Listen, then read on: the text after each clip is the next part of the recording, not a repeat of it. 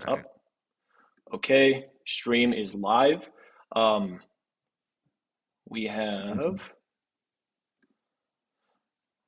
All right. So it looks like we already have some viewers in chat, which is pretty cool. Um, Basically, this is the very first like Naruto debate tournament. The reason why it's called the Dojo debate tournament, as it's listed on here, is because it's through my Discord server. If you guys are not in the Discord server, make sure you guys join.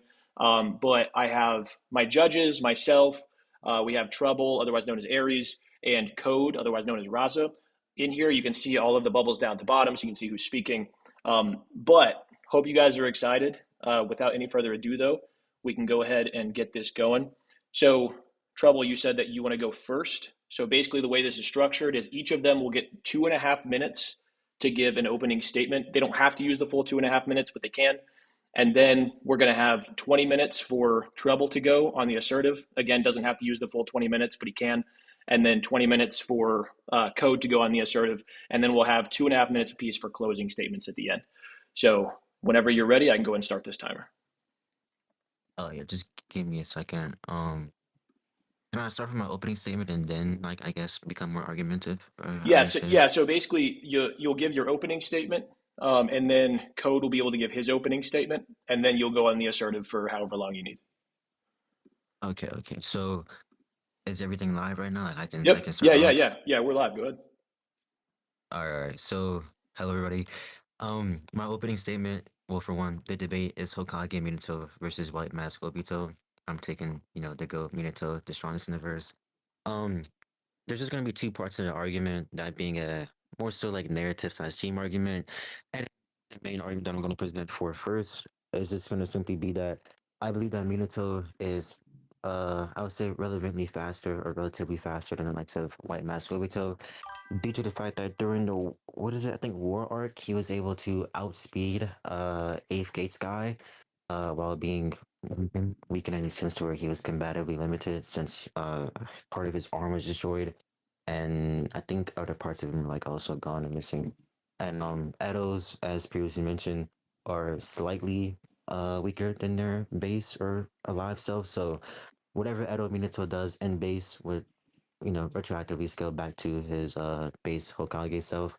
So just for clarification, Edo Minato is able to intercept and more so outperform AFK Sky. That set from Minato should be just overall weaker than the likes of his alive self. Again, in base form, AFK Sky was just shown like just badly outpacing. Even if you want to, you can say blitzing. Jubidara, I think that's how you pronounce it. Jubidara should just be stronger than the likes of White Mask Obito, seeing as that he's stronger than Jubito, who, if I remember correctly, is the strongest form of Obito, excluding DMS Obito.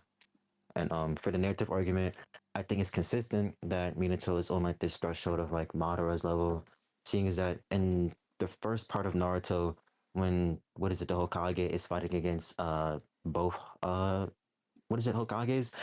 When Orochimaru goes to summon a third Hokage, he makes it in his best effort to just stop the summon completely because he just didn't want that to happen. Now, you have two interpretations of how this can go, right? It can either be one, he stopped it because, well, if you have to fight three people, fighting two people is gonna be better than fighting three people. He doesn't want to fight three people because it's gonna be more taxing his body. He's gonna have to expand more chakra, that's more variables to account for, 10 etc. seconds. etc. All right. Well, I'll just mention that later in the argument. You can just disregard that part. Got you. And by the way, if you pull up the stream on YouTube, you'll be able to see the timer on there. But Oh, and okay, then thanks. for no problem. And then for anybody commenting on the stream, I'm gonna get to all of the anything you guys have questions on for me at the end. I'll get to obviously like super chats and stuff first. But for now, we're just going to you guys can give comments on the debate and stuff, but please don't post any arguments in the chat. We're trying to prevent outside help, so just please bear that in mind. But now, Code, you are good to go, brother. Uh, I'm going. My main argument is just that, like from a skill perspective, Obito just demonstrates more impressive feats than Minato, including facing three Minato tier characters at once and coming out more or less on top. He also has feats against Jubidara, who was able to work up Sage Minato. So I think if Obito can hurt him and be comparable to him, he'd just be significantly above Minato. Uh, and for narrative, Obito and Kakashi are just implied to have surpassed Minato by this point. And considering the fact that, like I said, Obito was fighting Kakashi, Naruto guy, he should just in every relevant way be above Minato. And I don't really think Minato has Minato's stats or his hacks. And I think Obito can properly counter all of Minato's stats and hacks. That's all. I've rambled a bit, No, but you're generally good. my point is that Obito out. But generally, my in just a few words, my point is that Obito out stats and out hacks is pretty bad. Gotcha. Cool. Awesome. So if you guys are ready, Trouble, you can go ahead. You're on the assertive, so you can start making your first claims. Yeah, so the first claim would just be, as I mentioned in the opening statement, that would you agree that, not even agree, Calamity, if you have the scans, can you get the anime scans or manga scans for when Minato is able to intercept, what is it, Eighth Gates guy? Like he kind of just outpaces him. I need those Uh, scans. you don't you don't have to get the scan. I know which one you're talking about. Are you talking about when he Oh, wait, catches hold the on. Gurudama? Hold on. It's fine if you know, but I would just prefer Yeah. to just have the scans on hand. Uh, Yeah, just wait a second. Can somebody ping me so I can click on the server? I'm kind of lost. Yeah. All right, Um, thank you. cool. Uh, oh, the game? Thank you. Oh shit, thank you. Yeah, it's in the game scans too. Just really whatever. So in this instance, we see Eighth Gates guy is rushing towards the likes of what is it, Jibidara to punch him. Can Minato you out of really quick? nowhere. Can you post? I'll pause this for a second. Can you post the scans in VC chat so that I can grab them, and put them on screen for the stream? Oh yeah, I got you. Good, I got you. Just here's the manga Here, let me stop scan. this timer really quick. And then what the video game shows it even better. Uh, let's see. Bada bing, bada boom, and then there was those three scans. So basically, Minato is able to come from a distance, able to intercept my guy, and while intercepting him, he's then able to take on the incoming attack. Again, he's able to do all these finite actions before my guy can even remotely approach him. And then after he's done doing this, he then saves him.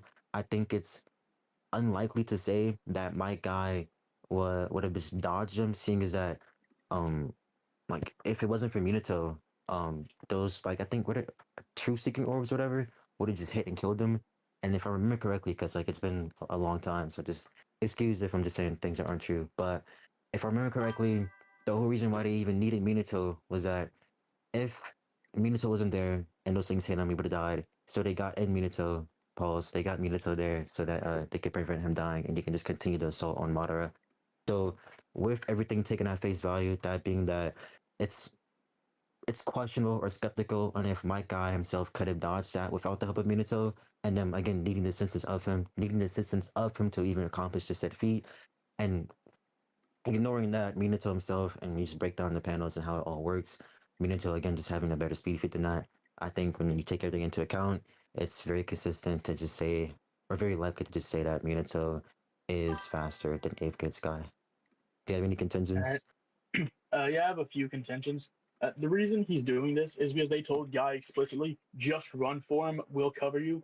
So Guy's not even trying to avoid this. And we know he does have abilities that would allow him to, like his air step, and he is demonstrating greater speed than these Gudodama.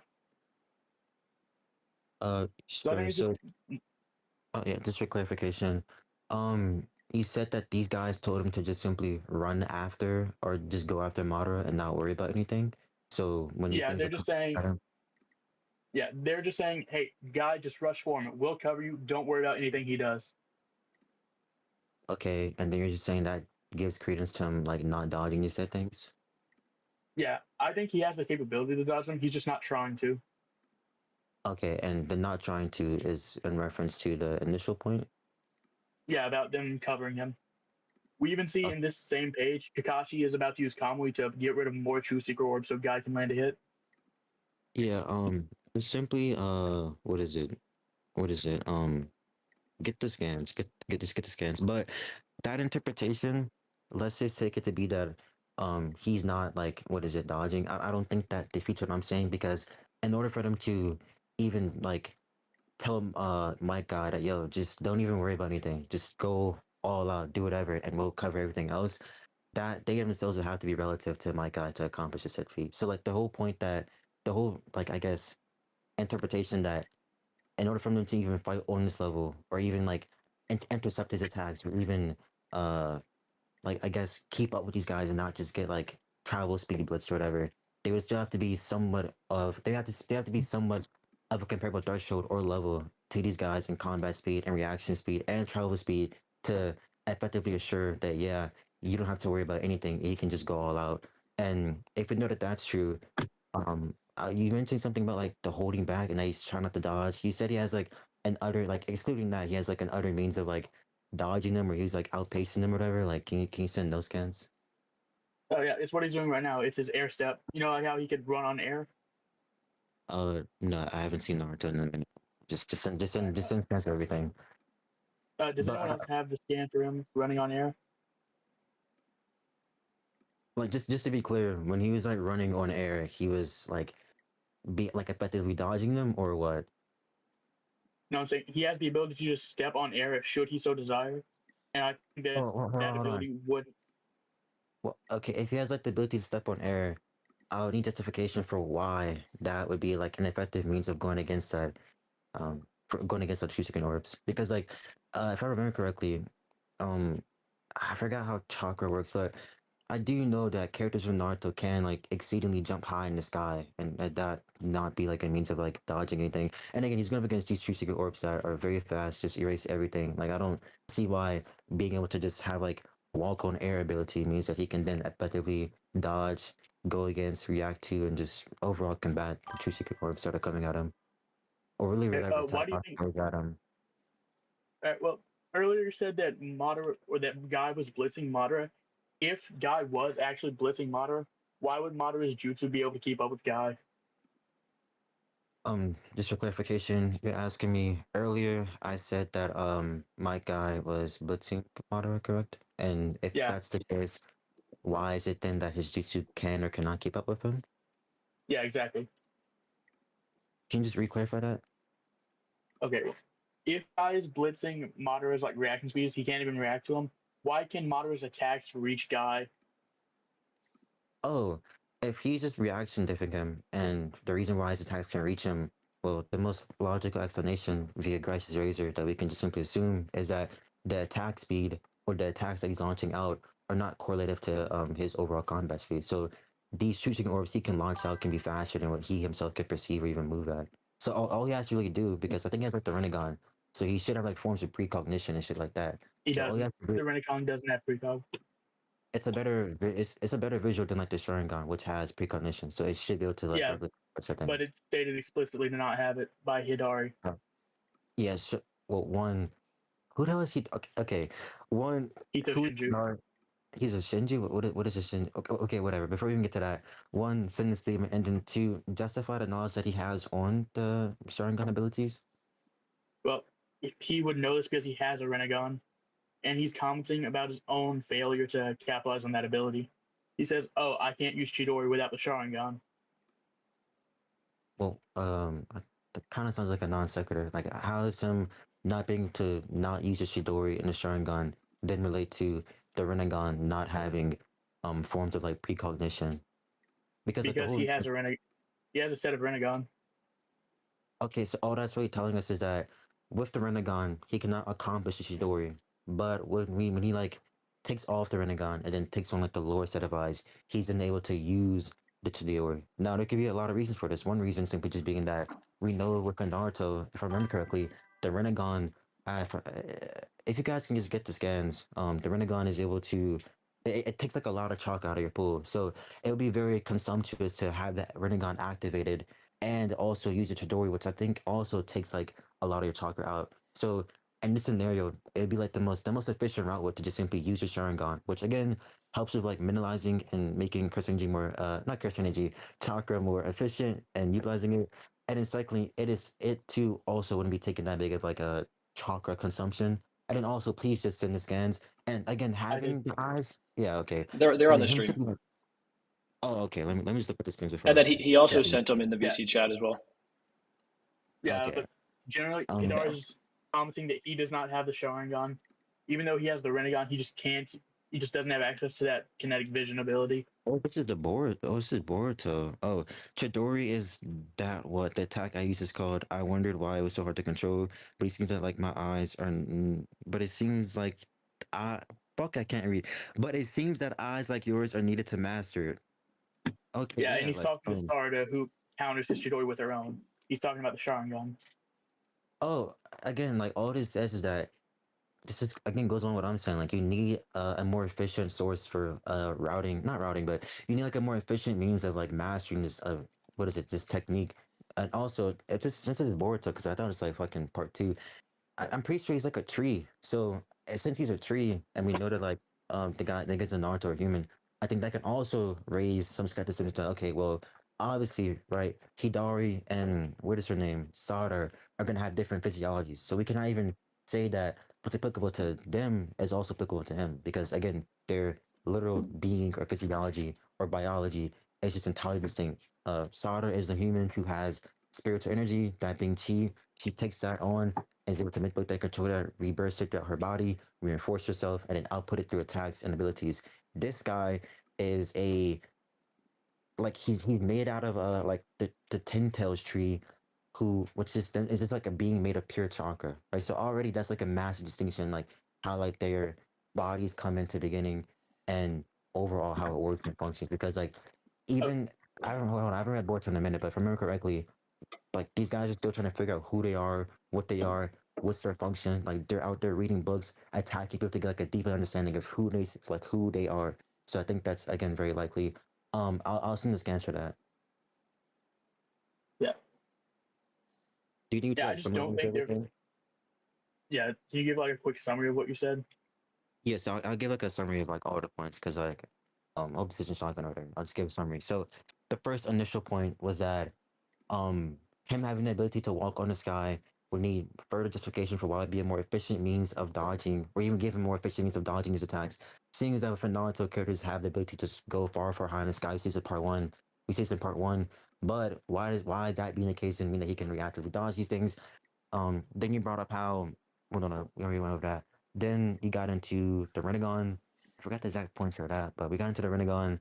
I'm saying the Renegon. Oh yeah, the Renegon. Oh yeah, the reason for why he can send out these attacks and they're able to even remotely land while him getting perception blitz is due to his eyes. The eyes have a form of precognition within them, which can mean that he can just actively pinpoint and predict where Mike will be next. Um, Uden said that's just not the case. Um, then you brought up this scan. The whole point of this scan is just simply one. There's two points. One, training with the Sharingan and the Chidori is a more efficient means of getting better at it compared to the Rinnegan, which consumes more of your chakra and would just be overall worse determined because now you have to actively maintain the Rinnegan and then also the Chidori would just be extremely hard. Or secondly, these two people are they have different physiologies, right? So Sarada is a human. He's a ten tails tree that came from just a chakra beast, right? And we know the theme of Boruto. I can get the scans is that Jura and all these guys trying to seek out and kill these people because they want to understand who they are as people and beings fundamentally more. So they just want to understand who they are, what they are capable of, and if that's true, then I think it's very likely to say or even put into question towards, okay, well, what's applicable to these guys? Why would it then be the same for them? Because you're assuming that the same principle applies to both of them, which again, we need justification. Okay. Uh, Generally, I don't think their physiologies are all that different. Sure, there are some differences, like the thorn bulb souls things, but it's shown that Hidari is more or less analogous to Sasuke. Even his chakra is the exact same as Sasuke's, and he was born with the Renegon. It doesn't take any notable effort for him to keep it up. So, so it's fair to say he's got like an instinctual mastery of the Renegon. Like he can instinctually use Sasuke's jutsu. They're not hard for him to do. And we see from Kakashi when he first got the Sharingan, the Chidori was instantly complete. So it's not an ability you have to train to use. Uh, More or less, what I'm saying is, it's a fault of the Renegon itself, not of Hidari. Okay. And You got, by the way, there's 8 minutes left. The timer or whatever, it wasn't working on like the display on the stream, so I just took it off, but I can see it. okay. Another thing I would simply just say is one, because I'm trying to get the scans. Like for like the judges, like is it needed for the scans or like because I don't really I'm not No, I'm it's used to it's count. it's only if you make a claim, it's up to your opponent to request the scans if they want them. You don't have to grab them. You Okay. don't need to. Okay, but just for preference, if anybody or Calamity knows what I'm talking about, go to Boruto and just find the scans of Jiro talking about his philosophy and his ideology and for why the ten-tailed beings, whatever they are called, even remotely exist for the first place, and the reason for why like they're seeking out the targets, that being Sarada, I think one was Boruto, and then another one was Daemon's sister, I think Ada is her name. Um, but yeah, so just for clarification, because I was looking for those scans while you're talking, um, just correct me if I'm wrong or just repeat yourself. You're saying that you don't think there's like an overall massive or significant distinction between these two, seeing as that he has Sasuke's chakra signature and he also has what is it, his abilities, and he's able to utilize them more efficiently. And then you brought up something about Kakashi gaining this Sharingan and be able to match something completely, whatever. We do know training is needed for the Chidori, seeing as that during part one, um, what is it? Sasuke had to spend a whole entire month to even Hold on. get the basics of this Hold on. jutsu. Uh, Sasuke's training, it was only 15 days, Hold and it was to on, get him fast enough to use it hold on, hold on, and to hold teach him on. how to manipulate lightning. Well, hold on. I wasn't finished. Like, did you need me to stop for a reason? Yeah, I was saying you got the training length and the reason wrong. Well, I don't care for how long they trained. It was more than 2 weeks because I remember for like the tuning exams, can anybody just get the scans? They had 1 month of preparation, so we do know Yeah, he that was in a coma for half. he was what? Yeah, he was unconscious Yeah, in the first half. I can just clarify this. He was bedridden for almost 2 weeks, so he did train technically for 2 weeks, but it doesn't really change the point. I don't think. Okay, yeah, that's fine. As long as a significant amount of time was training. So he spent 2 weeks having to train Sasuke. We know like the narrative for him at that point of a child was that he had like this little prodigy student or whatever. So if you know that somebody who's like a prodigy and also has like the Sharingan, I think is either the one eye or two eye Tomo, it's still like he can't just like pick it up instantly and start get the gist of it, but he needs a matured and adulterated person who has experience with the said thing, being able to utilize it and needing him to train it. And then I don't even think he even mastered it in the Gara fight. Like he just got the basics of it, understood. And I don't think he could like efficiently build it. But can you just like repeat the earlier points? Because I All right. just didn't hear Yeah, clearly. I said that the Sharingan just inherently has this ability. It's not a thing you have to train to unlock when you have like the Susumo, and that Kakashi demonstrates the ability immediately after getting it. And Sasuke's purpose for training was to learn to wield lightning style and become physically fast enough to use the Chidori. Okay, so just 2 points. One, before I respond to that, I do want to get back to is the massive distinction thing because I did leave that unaddressed.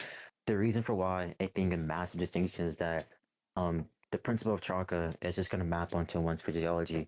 But if you ever to question their physiology, right? So the massive distinction is not going to be, oh, well, these guys have similar chakra signatures and they have like similar things about them. That's fine. Like they both, Sasuke and Hidari, both have identical factors about one another. Like, the best analogy for this is like think of like a clone, right? Let's say you have a human clone and then you have a non-human clone. Both of them have different biologies, physiologies, and just overall different bodies for which they came into being in existence, right? But the clone aspect is that they're all identical. They have the same abilities, they're the same efficiency, the same output, the same speed, reaction speed, and everything, right? So again, the cloning are identical, but the massive distinction for which we would say, okay, well, maybe these two things aren't really applicable, that being the principles of chakra or jutsus or whatever, or things of that nature, is that one is a human and the other one isn't a human. So, for example, the clone that isn't a human can do things that a human, biologically speaking, couldn't do. They can, I don't know, stay up longer, train longer, run faster, or like just do things that a human really couldn't do, right? Like again, according to the physiology.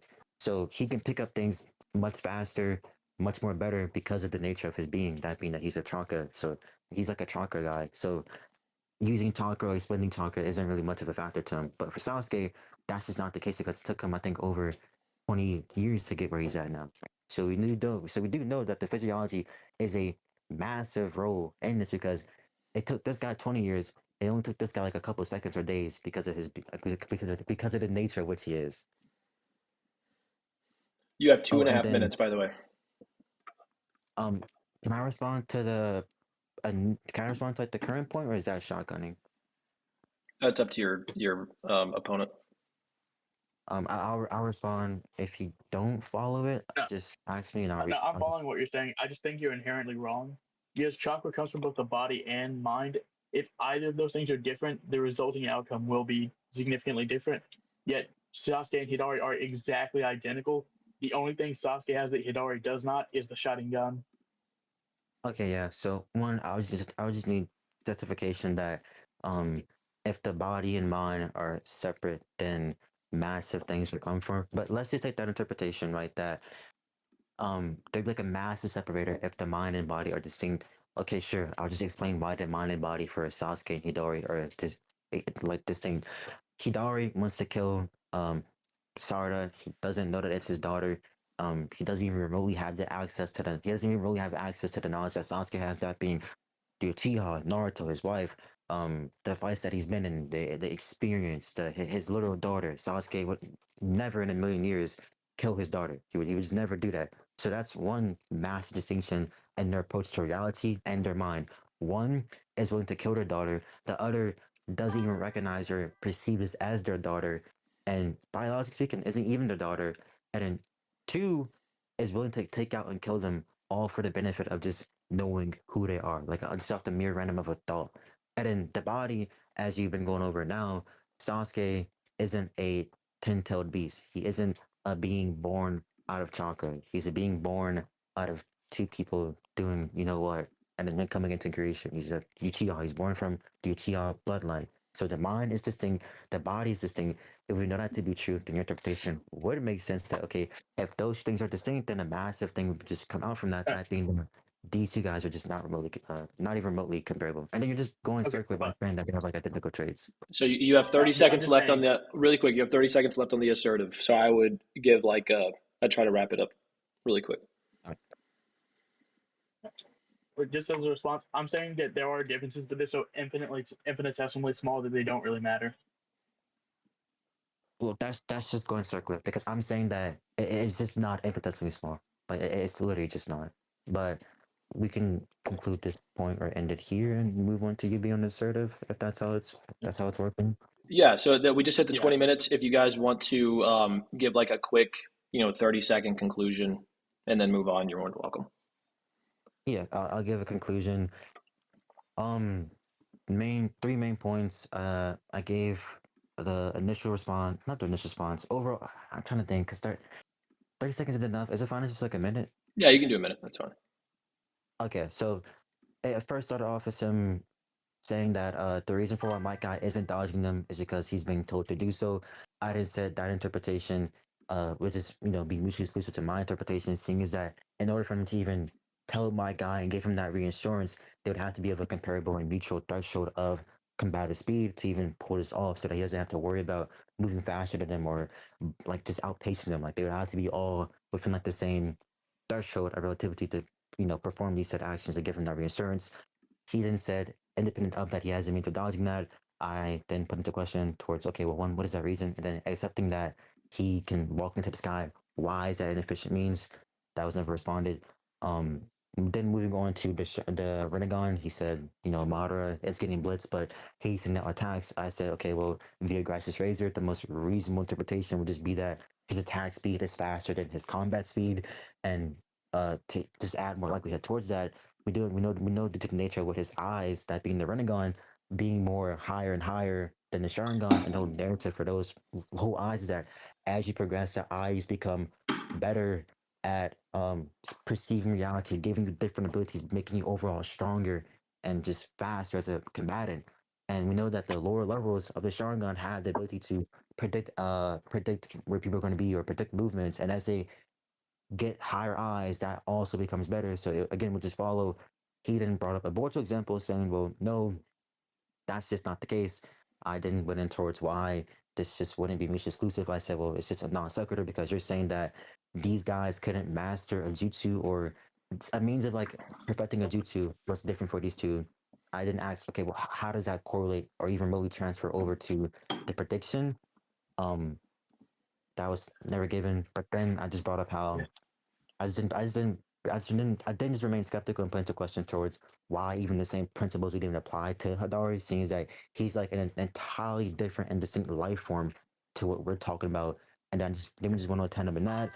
We went over it. I didn't give reasons for why. It's just strongly likely to be the case that due to the nature of what he is, it's skeptical or questionable on if Sarda and what they are would even really apply onto what he is. And he's assuming that to be the case, and then he never gets justification for that. It's been two Yeah. and a half minutes, brother. There we go. My, Um, I'm done. I'm no, done. you're good.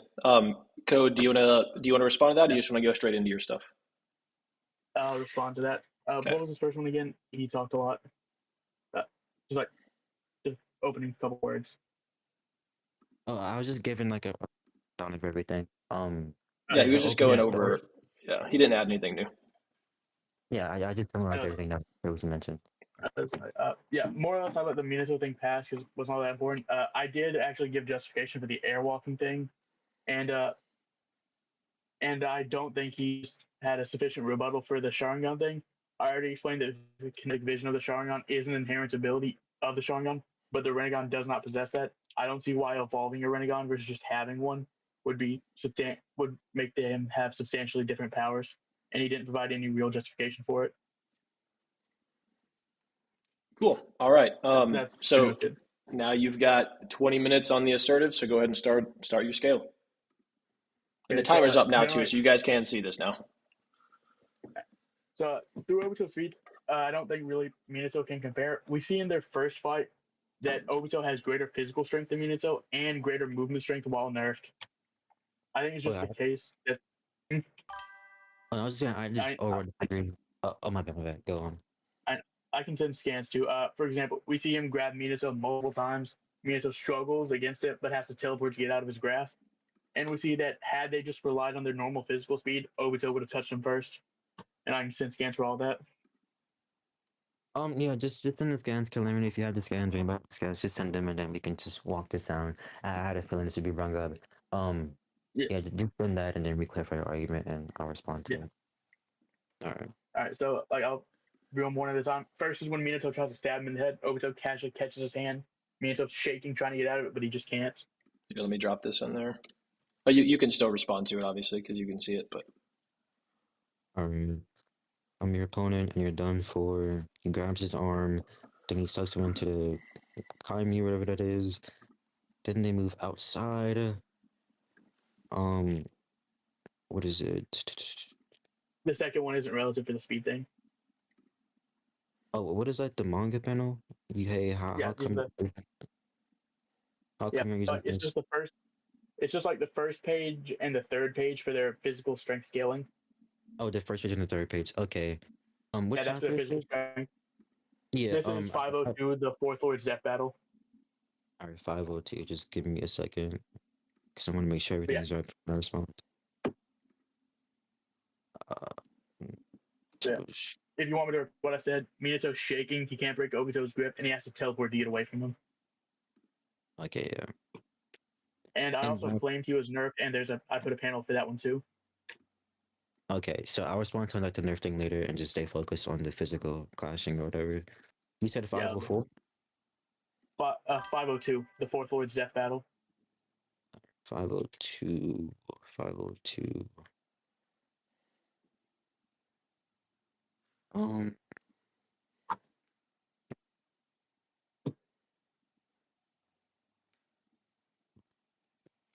Oh yeah, Minato is just caught off guard. Um. Yeah, so for the first panel, because I'm glad I did this, Minato goes to attack, and then his attack just sweeps right through Obito's head.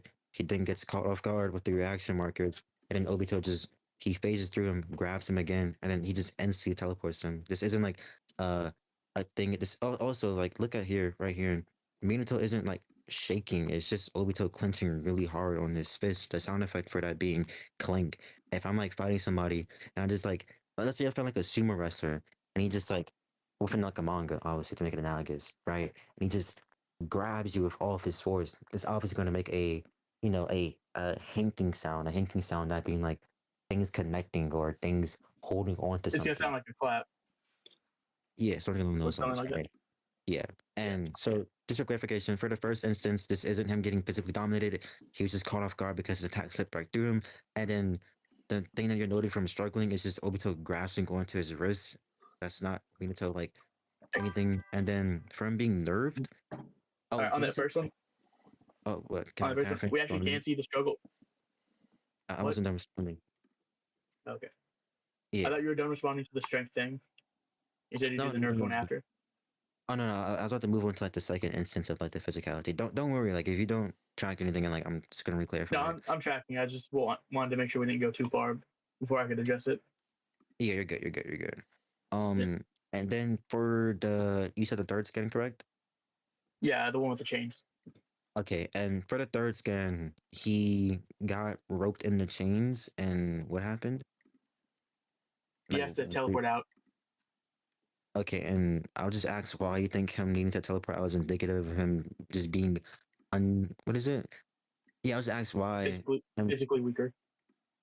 Yeah, I just think that's how Minato fights. Like, I think that's just like his fighting style. Like, he's overly reliant on just teleporting out of things, and it's a more efficient measure of the scenario. So let's just say that, let's say like a guy wraps chains around you, and your whole entire fighting style, if you're even known for it, and just basically how you fight overall, is you're like the speed demon that can just teleport anywhere, ever, anywhere, over anywhere, right? Now let's compare that to, okay, you have two guys fighting. You have a little guy, you have a big guy.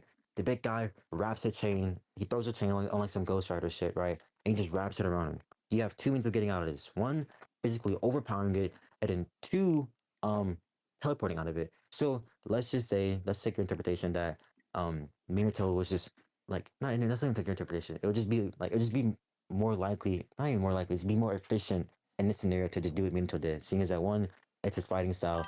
Two, in this scenario, teleporting out of there would be better than simply standing there, not using the teleportation, and trying to physically get himself out of the situation when he's in a dire situation. That being that the village is being attacked by the Hokage. I think his wife was either killed or is in some place that Minato. It's in like some situation that Minato just wouldn't want her to be in. I don't know the exact situation, but people can just get the scans. If you know what I'm referring to, please do. Um, you have all these situations, right? So take into account the events of what was happening and everything related to that, it makes the most sense for Minato to just simply teleport and opt out of that, seeing as that if he does that, he can get to these things quicker and end the fight quicker and get back to his wife. Or if he just doesn't do that, he has to sit there and then try and basically get out of this. He has to like try and like use his strength, like just strain himself. Because after this, he has to go fight the Nine Tails. Like it just makes no sense overall. I think it's just unlikely. Against that, we see that Minato's body is still shaking after he lands his hits, right after Obito grabs him. So that implies a struggle. And also, it is less efficient to teleport because it takes a massive amount of chakra. So it would just be the more efficient option for Minato to just brute strength it if such a thing is possible. Okay, just for clarification, you said that it would be more efficient to basically get out of this and then using the jutsu, seeing is that it takes like a massive amount of chakra. One, I would justification for that, and then two, I just find that reasoning or like response just unlikely, or just like not even how he fights things. That if this ability is something that just takes a continuous amount of chakra from him to the point where he just rather do physical tasks, then it would make no sense for him to become overly reliant on this ability for to the point where like he's just known as this. Like he just does it so much that if you see him, then you know he already has it. You know already how he does it and how he fights. For example, like Floyd Mayweather, he Wait, fights in like a hold on. That's uh, not why he has that nickname. he So has he's like not called the the Yellow Flash. Yeah, no the Yellow Flash nickname, that's not from this jutsu. It's from a blade technique. blade. What is this jutsu? This is like the fine oranging, It's called, correct? yeah, but that's not why it's called the Yellow Flash. It's called the Yellow Flash because he has a jutsu called the Yellow Flash. It's a blade technique. What? No. Oh shit. Do you have this statement where it says the reason why Minato grew to fame or became to be known as a Yellow Flash is due to his speed and not him having a technique called the Yellow Flash? Like that doesn't even make sense. Like if I remember, he became infamous due to his speed and he had like his hair was just yellow and the nigga was like just overly fast. So it's like, yeah, that's the Yellow Flash. But back to my argument, um, for example, we as a people know how Mike Tyson, because I'm not gonna slow because I don't watch his fights, but Yeah. Mike Tyson, for example, he's an aggressive boxer. He's he's cold. He's cold. He's calculated, right? We know how he fights, and he's overly reliant on this metric of fighting against people, which is gonna be hard for Minato. So it just wouldn't make sense to be overly reliant on something that is just in itself like a double-edged sword to you. And then in response to the struggle thing, I don't see where he gets caught in a change and then gets struggled or Yeah. whatever. Look, I don't. look at the lines around his body. You can see they're doubled up, trying to indicate tensing, like he's shaking. That's what.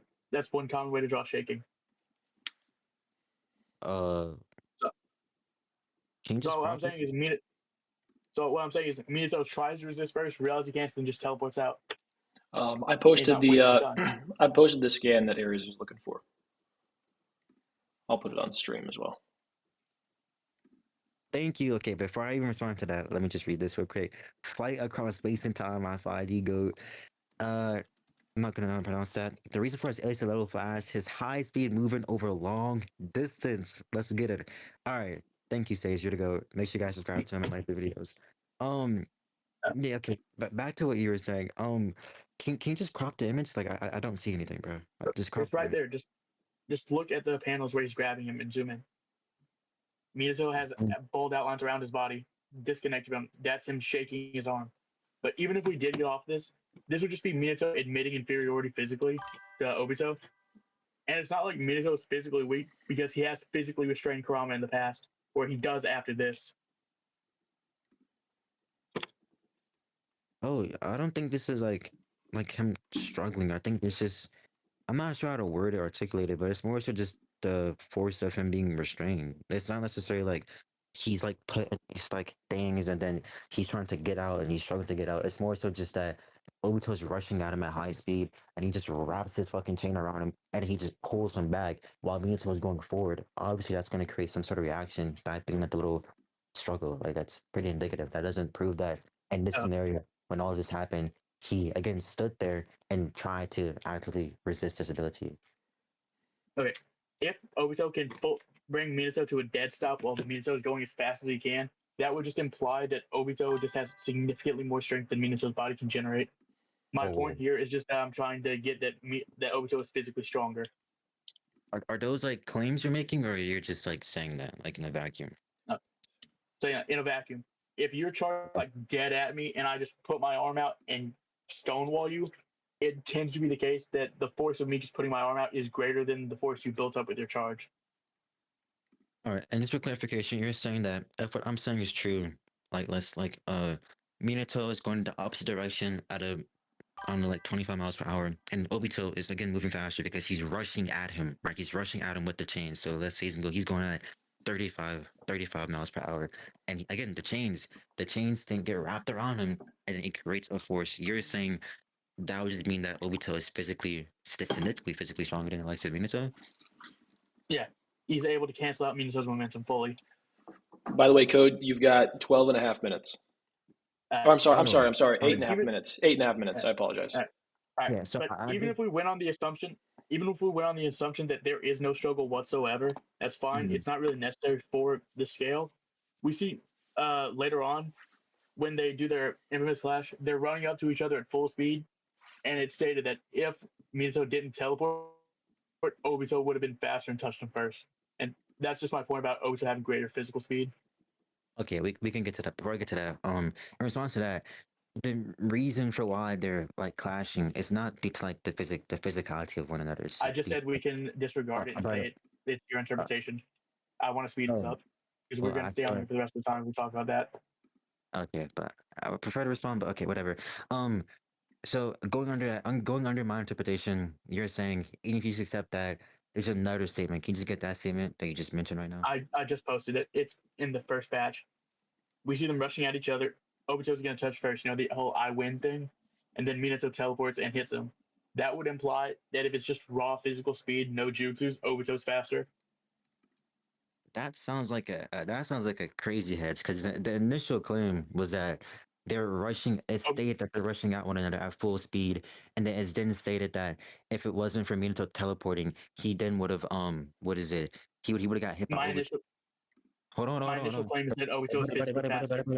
buddy, hold on, hold on, hold on, hold on, No, hold I on. don't want you to misrepresent me, dude. Come on. I got. I'm just saying Obito is physically faster. That's the entirety of my claim. Okay, the claim or the point is that he's physically faster, but doesn't mean that the subset of those said claims can't be hedging. Like that's not how it works. Um, again, like the claim that you made to justify the claim you made, that's the conclusion. The conclusion is that he's faster. The claim is what proves that. The claim was hedged because you go from that to then saying that, oh, um, they were running at one another. The I'd win theme. One, I would need proof that Kishimoto follows like this shonen theme that when you're rushing at one another and you say I win, that then means what you're saying. And then secondly, all this is saying is just that we have a fight. These guys are running at one another. Minato just teleports over him and then just fucking what is it? Puts the Rasengan in his fucking bag and then yeah, like all Obito They just were says is staying like on that. teleports into him. You said what? They were staying on teleports into Obito, but that doesn't matter all that much. Your mic is muffled. Like I can't hear it. I said they're staying on teleports into Obito's back. Minato doesn't like slam it down or anything. Okay, that doesn't matter. The main point that I'm getting at is that they rush at one another or they come towards one another. We don't have any reason to assume why Minato will be going all out in the scenario. One, Obito saying, "Yeah, I win." Okay, like I don't see what that does. Like that's just him Okay, believing that when they're about to clash head on, and him knowing about the teleportation, he thinks that he can win or whatever. Like I'm just totally not sure what that even means. And then all right. secondly, Look, I'm not done. I'm not done. And then secondly, be more concise. well, sure. If let me be more concise, it would just simply be the I win doesn't justify anything. It's just a nothing Okay. burger. Secondly, we don't But we have see any. above it that Stop! Obito's Stop! hand Stop! is Stop! closer Stop! than Stop! Stop! Stop! Minato's. Stop! Stop! Stop! Stop! Secondly, we don't have any reason to assume why Benito is going all out and why it's the case that um if it wasn't from going all out and wasn't from teleporting, he would have got hit. That needs Okay, justification. and I Again, can justify it. I'm not done. I'm not done. I'm not done. Thirdly, because you made a lot of claims, I'm going to point out each and every single piece of position. Third claim, you brought up the I win theme. So I would want a consistent You already brought that narrative. up. Stop, stop, You stop, already brought stop, that stop, up, stop, dude. stop, stop, stop, stop, stop. No, you I want already brought you up the I stop, win thing. stop Well, interrupting me. Stop yeah, interrupting me. close this out in like 20 seconds so that he can, because he's only got 5 minutes left. Yeah, I got you. I want a consistent narrative theme that within Naruto, this I win theme is something that Kishimoto does, and it's indicative of them all going all out. And then fourthly, due to like the just absurd amount of assumptions and points that you have to input into your interpretation for it to be likely or for it to even go through compared to my answer, it's just again relatively simple. I just take my view to be more parsimonious. All right, no, it's not.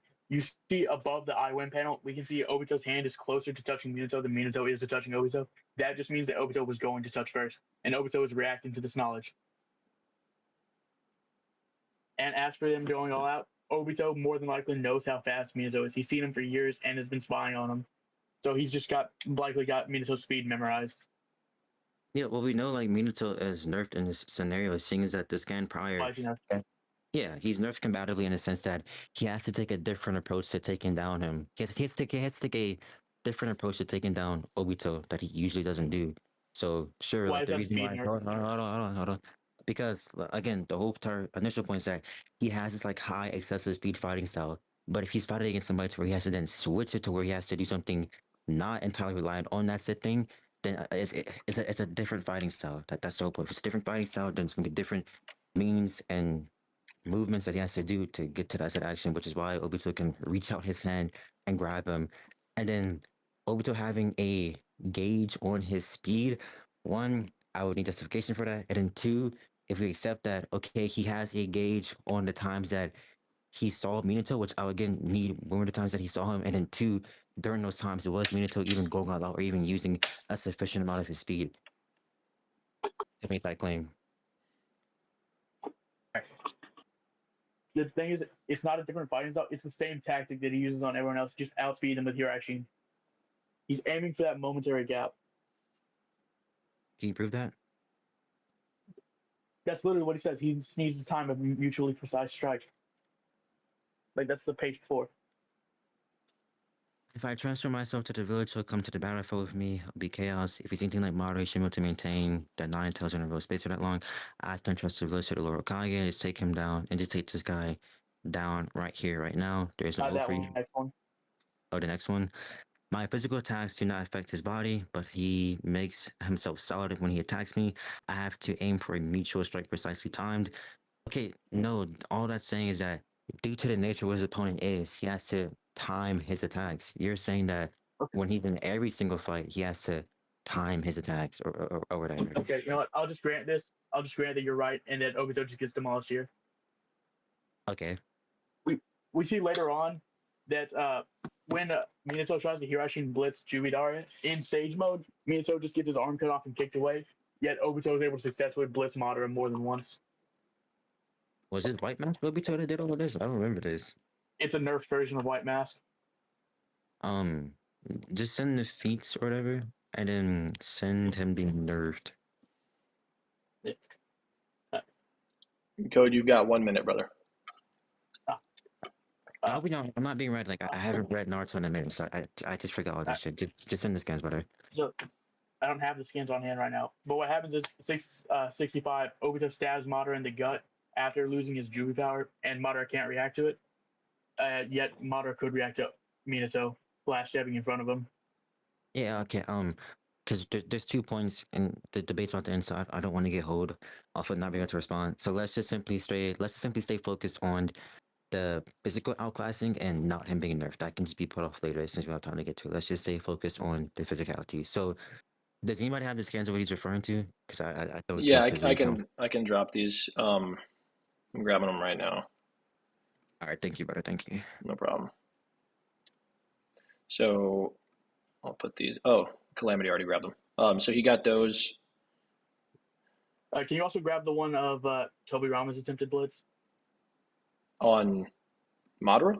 on Renegon stage Madara, where he comes from behind and stabs him, or Yeah. tries to stab him? Yeah, so just in those two, it's shown that Madara, even off guard, can just react to these types of insanely fast attacks.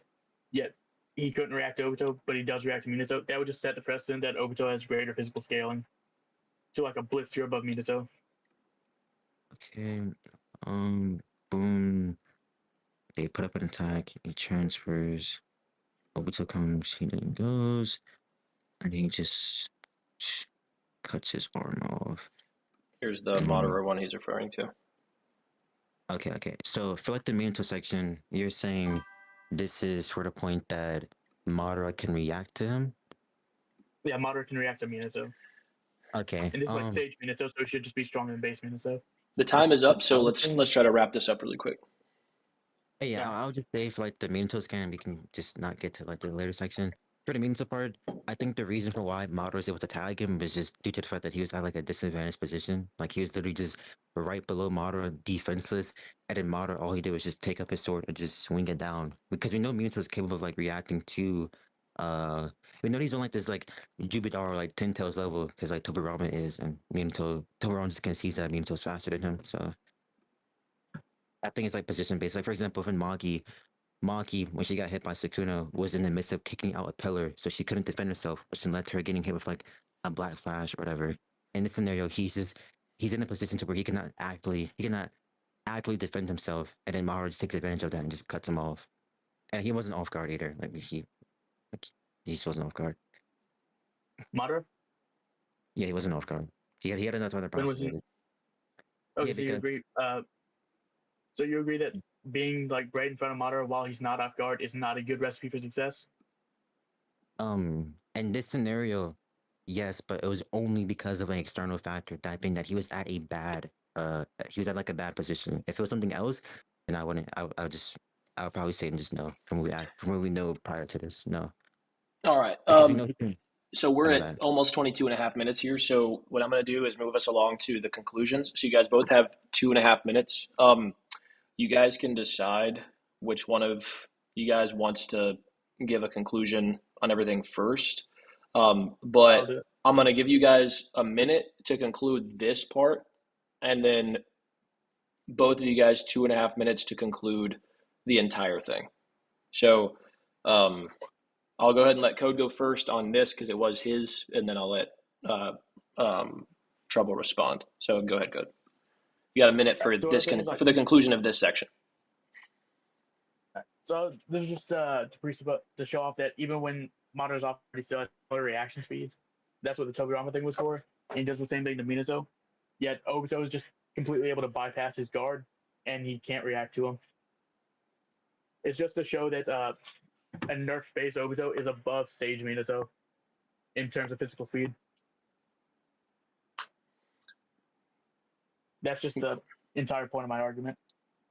Okay, I can let Trouble. You can respond to that, and then we'll go to overall conclusions. Well, I have to respond to that.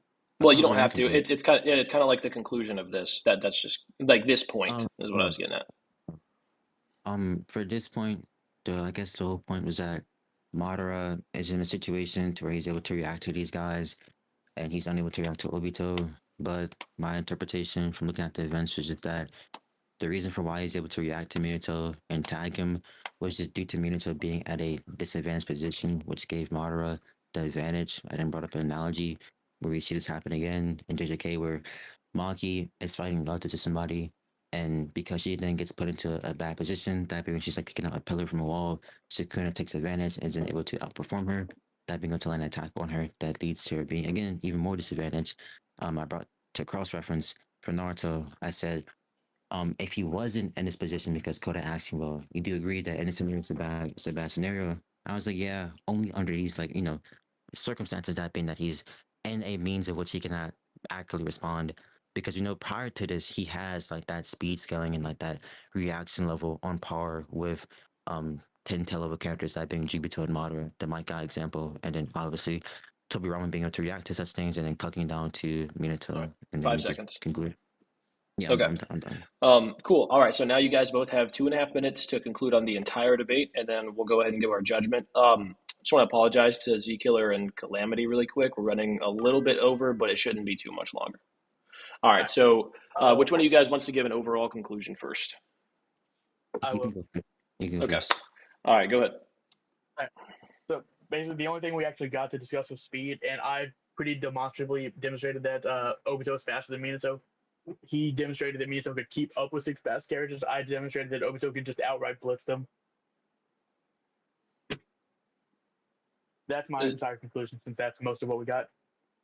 Okay. Cool. Trouble? I don't think I'll be able to accurately recap everything, but the gist of it would just be that I gave alternate interpretations, different means of medium for how we can explain these things. I think majority of the points went unaddressed or just left unresponded to, and points that were responded to either could just be mutually exclusive to what I'm saying, meaning that it can just fit alongside what I'm saying, and there be no like outlier, contradiction, or even inconsistency from the story, or he would just say something that, like, if she could argue would go against my position, and then I'll just break it down to why that's just not the case. Yeah, that was good debate. I'm glad to be in the tournament. Sweet, awesome. So at this point, Acolyte, Steven, and myself are quickly going to pop into the judges' chat really quick, and then kind of go over what we think. It shouldn't take longer than a couple minutes. During this break, you guys are more than welcome to like chat. Anybody in chat, you're more than welcome to ask questions and stuff like that. But it should just be a second. Yeah, go ahead. Before you go, can everybody get unmuted besides Westbound?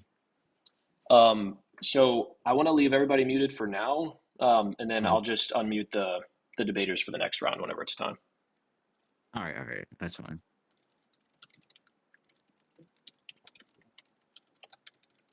But yeah, if anybody in chat has any questions or wants anything, like to add anything, you're totally fine.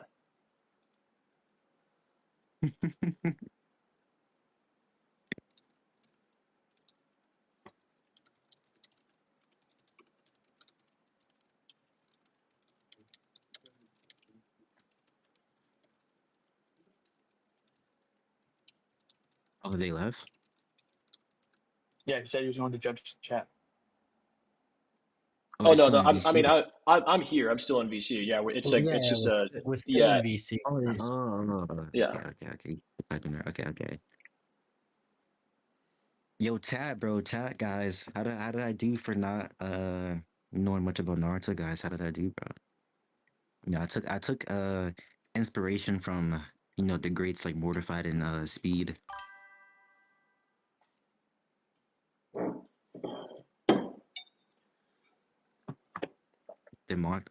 See, SP, bro, you're such a dickhead, bro. I didn't say that, bro. I didn't say that. He's not even VC. He's a dick rider for no reason, bro. What the hell? This guy's a troll, bro. I can't All remember. right, I think we basically have it. I need to go piss really quick, so I'm gonna take the headphones off, go do that. It um, looks like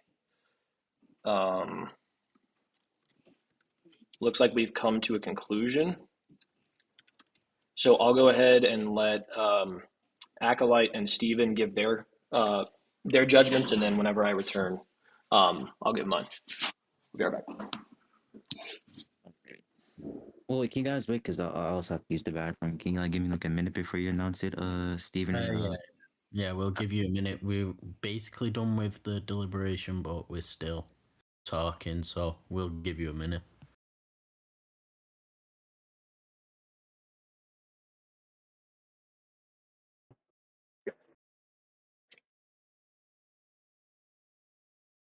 Yeah, I kind of flubbed because I had to talk faster than I was used to, but I'm not going to use that as an excuse for losing this if I did lose.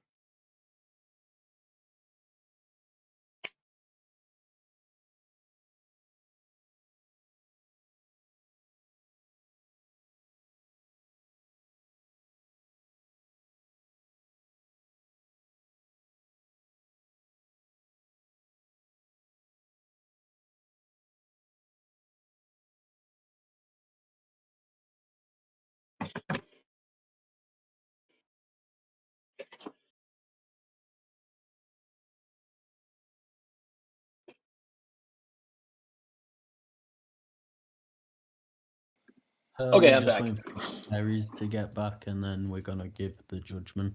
Oh, did he have to disappear for a second? Yeah. Yeah, I had to go to the Okay. bathroom. Cool. Yeah, I got So, this like 34-ounce Yeti sitting next to me, dude. I've been sipping on this the whole time. I'm like, it's yeah.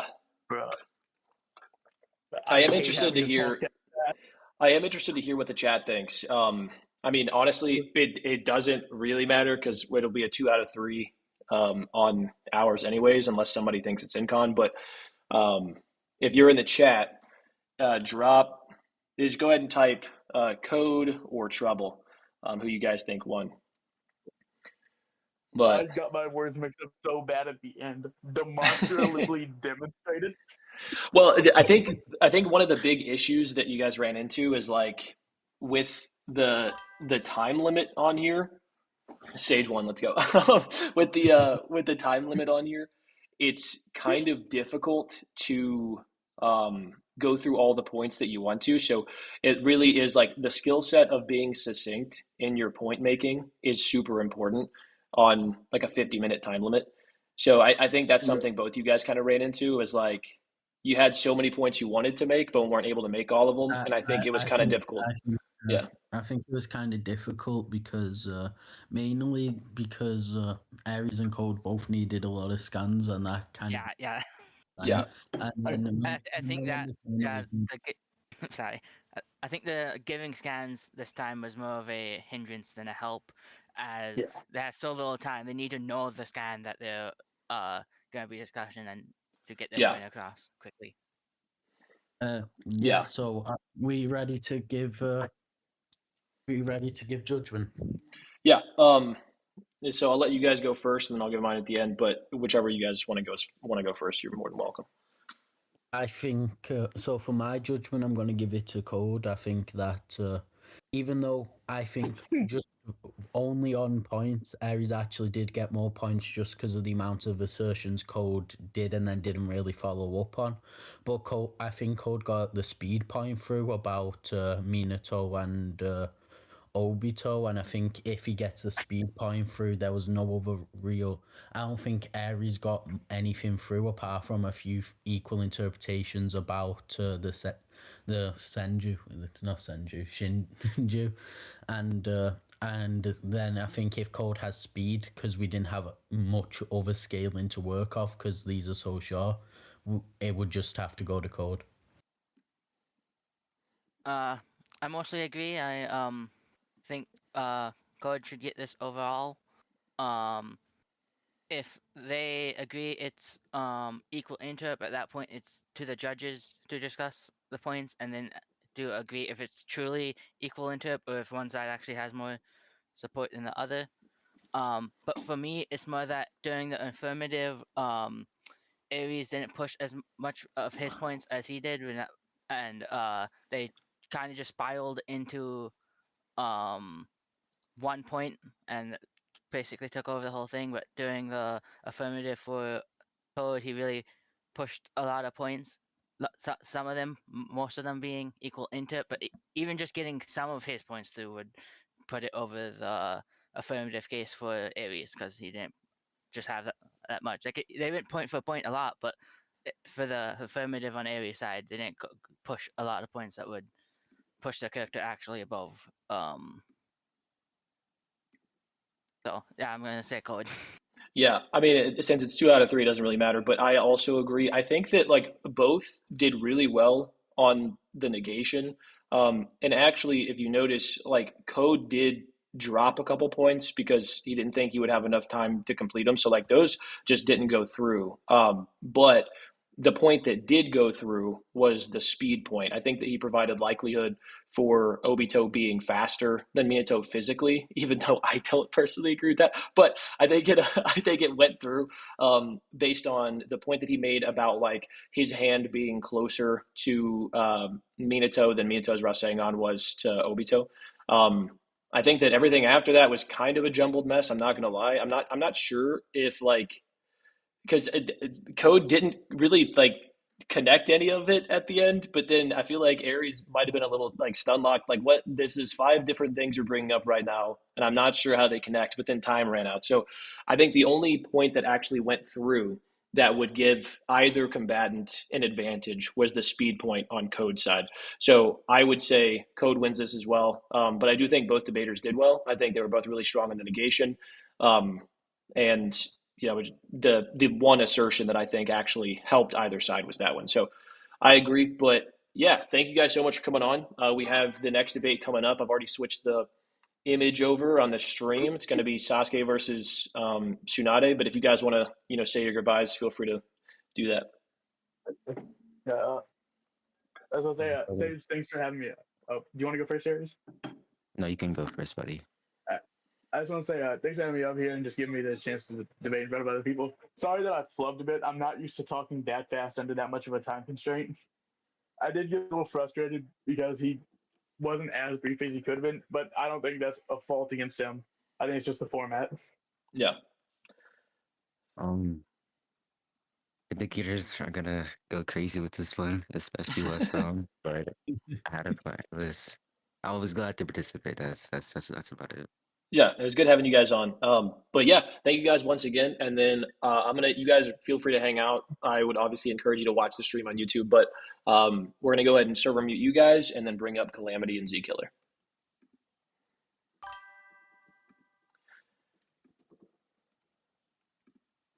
Oh shoot, 2 of us were trying to unmute Calamity at the same time. Yo, what's good, bro? What's up? Awesome. Mr. Sorry Killer, for the delay, guys. We're running a little bit behind, but should be all right. Mr. Killer. Here, let me turn up your volume really quick. Oh, am I quiet?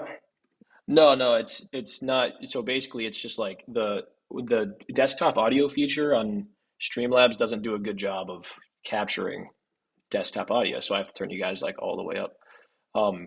But yeah, all right. So I'm sure you guys have reviewed the rules. If you haven't, it's in the rules. But just to go over the format for everybody listening and for you guys as well, shout out Code for switching to YouTube. Basically, the format, you guys both get up to 2.5 minutes to do an opening statement for your side. And then you both get up to 20 minutes to be on the assertive, and then up to 2.5 minutes to give closing statements. I ask that we keep it cordial. We don't, drop any slurs or anything for the sake of my channel, and that, we just have a good debate. If you guys obviously it's in the rules, but if you guys need a scan that you don't have on hand, it just has to be a specific enough request. But I'll leave it up to you guys to call things like that out. So if one person makes a claim referencing a scan and the other person just engages with it without asking for the scan, that's on them. It's like call your own fouls kind of thing in basketball. So if you guys do need a scan, feel free to request it, and we will do our best to get that on there as soon as possible. But does anybody have a preference as to who's going to go first? I can start. I don't mind. Okay, perfect. So I'll let you give Yeah, you can start if you want. Awesome. So I'll let you give the opening statement first, and then Ezekiel, you can give yours, and then we'll jump into the actual debate. Well, I guess it is the debate, but you know what I mean. Sure. Tell me when I'm good to go. Say, I'm gonna be like heading home in like a few minutes because I'm still at work, so I'm gonna be able to talk, but I might lag out a little bit. If I end up like stop speaking like just randomly, it'll only be in like 20-second intervals, so it'll be fine. Yeah. I mean, and I can, if that happens, I can always like pause the timer, just in case. But yeah, just we'll play that by ear. But no worries. But all right, yeah, I'll 3, 2, 1. You can start your opening statement. Sure. So, based off what we see in the Five Kage Summit and in the War Arc, respectively, I think that Sasuke probably just fucking one-shots her. So what we see for the durability between the Raikage and Tsunade is whenever they're teleporting to the War Arc, Tsunade needs the 100 healings jutsu while the base Raikage is able to tank this thing, with the Tsunade being like really bind up even after. And then Sasuke obviously scales to this even V1 Raikage with he's higher durability than base Raikage, and he's able to pierce that armor and pierce the skin. So I think if he lands a Chidori against Tsunade, it would just take her head clean off, or just slice her in half like Kabuto did to Itachi. And then adding on to that, the Susanoo, which is like stated to be stronger than like anything Sasuke can just produce on his own. That would just one shot or even more. And then getting more into that, the arrow is stronger than that.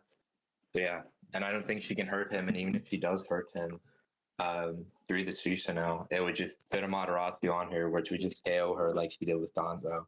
For speed, I think he scales to the V1 Raikage, and the V1 Raikage just asserts himself faster than Tsunade. So I think that you can just easily establish that Sasuke with Chidori just is faster than her and would blitz her, and then with like evolving Susanoo would just completely wipe her out. There's also stuff about him scaling the KTM1 Naruto, with his scaling the Raikage, and then the Raikage subsequently scaling to V1 Naruto, which is above Sage Mode, and then Sage Mode should just be above Jiraiya, who's equal to Tsunade, or Sage Mode is above Pain, who is above Tsunade as well. So I'll just forfeit the rest of my time. Cool. And then just to clarify for the audience, it's 5 Kage Summit Sasuke versus Tsunade, correct? Yeah. Cool. Awesome. All right, Ezekiel, whenever you're ready, I'll start it when you start speaking. All right, so because it's an opening statement, I don't have to track everything he says, or he has to reassert it. Just an opening statement. Doesn't contribute to the debate at all. Okay, but I don't really have like a prepared opening statement. I just think that Tsunade has better win cons. I can elaborate if you want, but I just think that it's up to you. I think that everything Calamity just said right now, I think he's gonna have trouble connecting that to Tsunade. It's gonna be very roundabout. It's gonna be very ambiguous and arbitrary. He's gonna have zero evidence that is actually indicative of full power Tsunade. He already said a few things right now that kind of gives me an idea of how he's gonna argue, and it's not gonna go well for him. So he can start. Cool. All right. I'll go ahead and start it whenever you start. You got 20 minutes on the assertive, and I'll go whenever you do. Am I on the assertive? Yeah. Yeah. Yeah. Sure. I'll drop the War Arc scans first, then teleporting, and the base Raikage being far more durable than 100 healing Tsunade. So while you drop it, because I'm already aware of the scan, although I still want you to drop it. But while you're getting it, I'll just ask what form of durability does this represent? I think it's just general durability. I don't know. I don't think. Yeah, but you said why does it have to be every form of durability? Why can't it just be What do you think? There's resistance to heat, et cetera, et cetera. Because you'd be asserting that that teleportation is dealing every single form of damage to oneself in every single methodology. I'm not asserting that. I'm saying that would be the assumption when you say durability. Well, that's not the assumption. I think you're just kind of being very meta. Whenever I say durability, normally I mean closely. I think this is the case. It's just how much force they can withstand, not like how much heat they can withstand or something. I'm not aware of that. Like, you can try to like build a, consistency with that, but I'm not aware of that. I'm not researched out. Why do you think I need to? I think durability could be different, but why do I also need to? just to be clear, wait, Why do I sorry. need to? Also, just to be clear, sorry. Why do I Also, need just to? to be clear, because you just said that I think when people say durability, it's most commonly referring to this. So Okay, if well, you're just gonna that's say what I think that, I'm using it. but Sure, sorry, sure. if you're just gonna say I just think that, then that's fine. You can think it. Okay. But I thought you had like a likely argument with it. If you don't have a likely argument, I don't care. I don't But think this as is for like the other thing you said, sorry. As for like the other thing you said, like I'm not aware of like this being 100 healing Tsunade. Can you actually prove this 100 healing Tsunade? Yeah, she says I'm going to use this mark on my forehead, and then we see right out. You can look at the scans. It says, yeah, reverse seal release, art of mitotic regeneration. When she uses the seal. Oh, so she teleports and then she says like release the seal, and then after she releases the seal, she goes. So when she says I was going to use it prior, she doesn't mean I'm going to use it to enhance my durability. She means I'm just going to tank it and then heal from it. No, that's not what it said. She's releasing the jutsu. We see her pop out of the teleportation with it on, and then she releases it, and that's when it fades away. It's not like she tanks it. So where can I look at the scans? Well, it's in the VC channel. Yeah, it's in VC chat. Yeah. So she pops out of it with the sealing on, and then she released it after. It's not a case of she takes the damage and then heals from it. She's actively healing and taking the damage with the seal on. Okay, so this is like the panel after they teleport. Can you show like the prior panel when they just like are attacking? Also, like These are all. I don't know how. Sorry, I'm being called. Give me a second. The panel of them attacking Madara. Sage, do you know what chapter that is? It should be. I got you. Yeah. So just to be clear, what I want you to prove is number one, you sound like a scan of Tsunade, which I don't think is directly afterwards. So I think that if like it's unclear in the other scan, then you can't possibly make the assertion that she didn't just simply turn it on. I also like made the likely argument that because she restates like total regeneration and she makes the hand seal in order to do the ability, I think it's probably the case that she's using it in that scene. Also in the panel prior where we see them right before they teleport, it makes sense for her to do it like preemptively. She doesn't do it preemptively.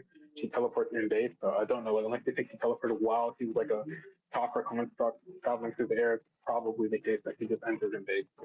Your mic quality is really bad, but I think I kind of got the gist. I can repeat anything wrong, man. So yeah, I think I kind of got the gist of it. But if you're saying this should have set up preemptively, what we actually see is she states herself that she's going to do this thing, and then whenever she pops out, we see that she's done this thing. I don't think I need to build a likelihood argument to something we see like demonstrably on panel. She states, "I'm going to." If that's your only response, okay. Move on. I'm just gonna clarify. So she's like, "Yeah, I'm gonna use this." Dude, you wanted the panel of them like with Madara? I'll just drop that, and then we can. Yeah, I've got it. I can post it in there. Yeah, we can move on after, but yeah, sure.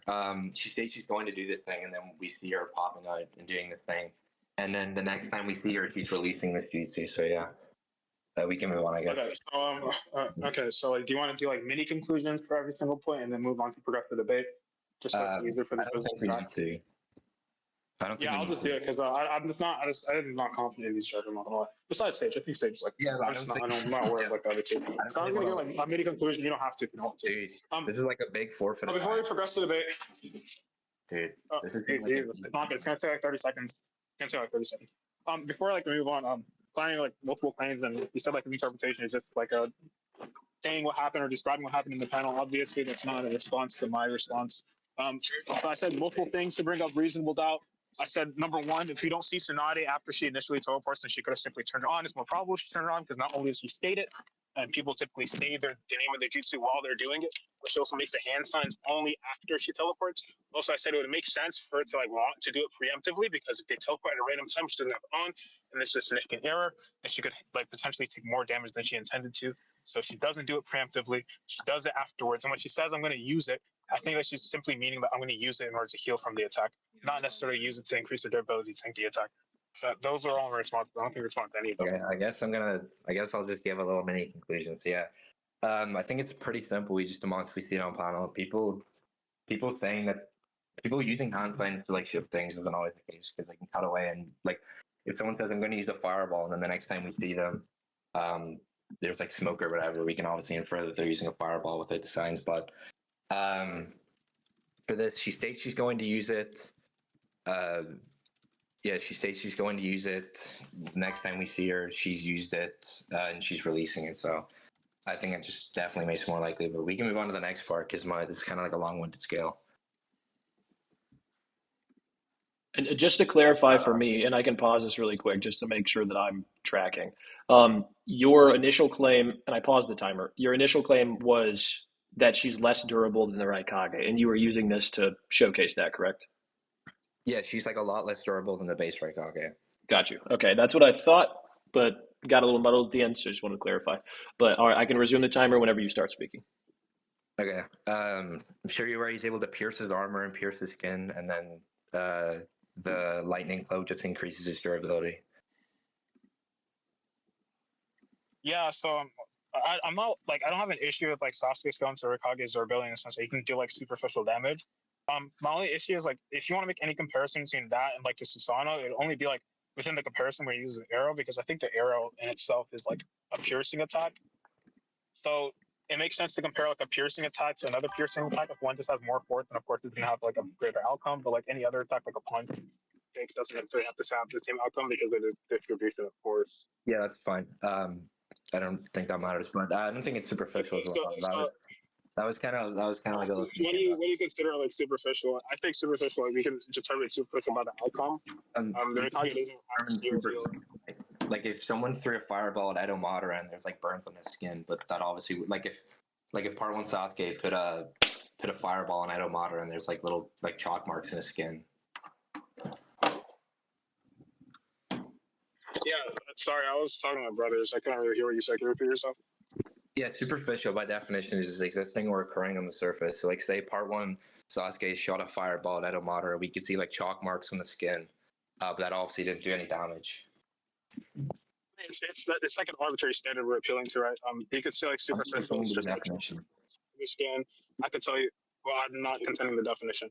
I can tell you. I'm just contending what is like deemed to be superficial. I could tell you that like piercing the skin, but like not piercing it to a significant degree is like superficial. I already told you how I'm determining that it's superficial. It's about the outcome. The Rikage doesn't seem to be greatly wounded by it. He doesn't show any reaction to it. He doesn't ask C to heal it for him. It doesn't seem to hinder like his combat at all. Later on, it's not even continuously bleeding. So like you could say that it pierced him. I'm not saying it pierced him. I just don't know if that's significant damage. So you can move on.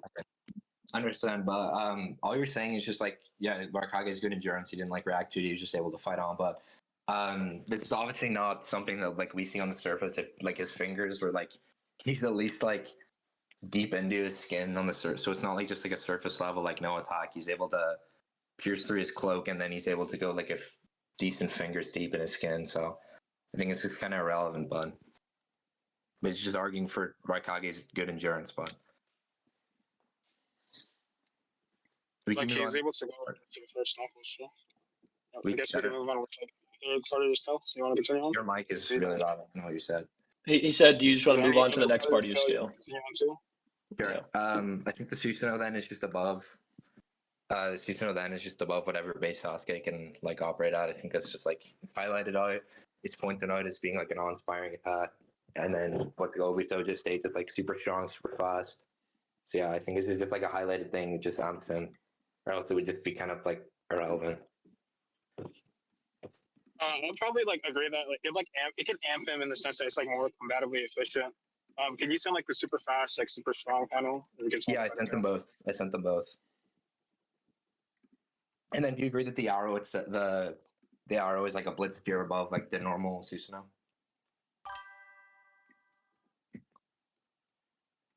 Hello? Nice, I can't read this. The super fast, super strong Susanoo, don't think it's anything range and augury, but I don't know, like, are this descriptively like indicative of it being above Sasuke's base? There's no point of comparison.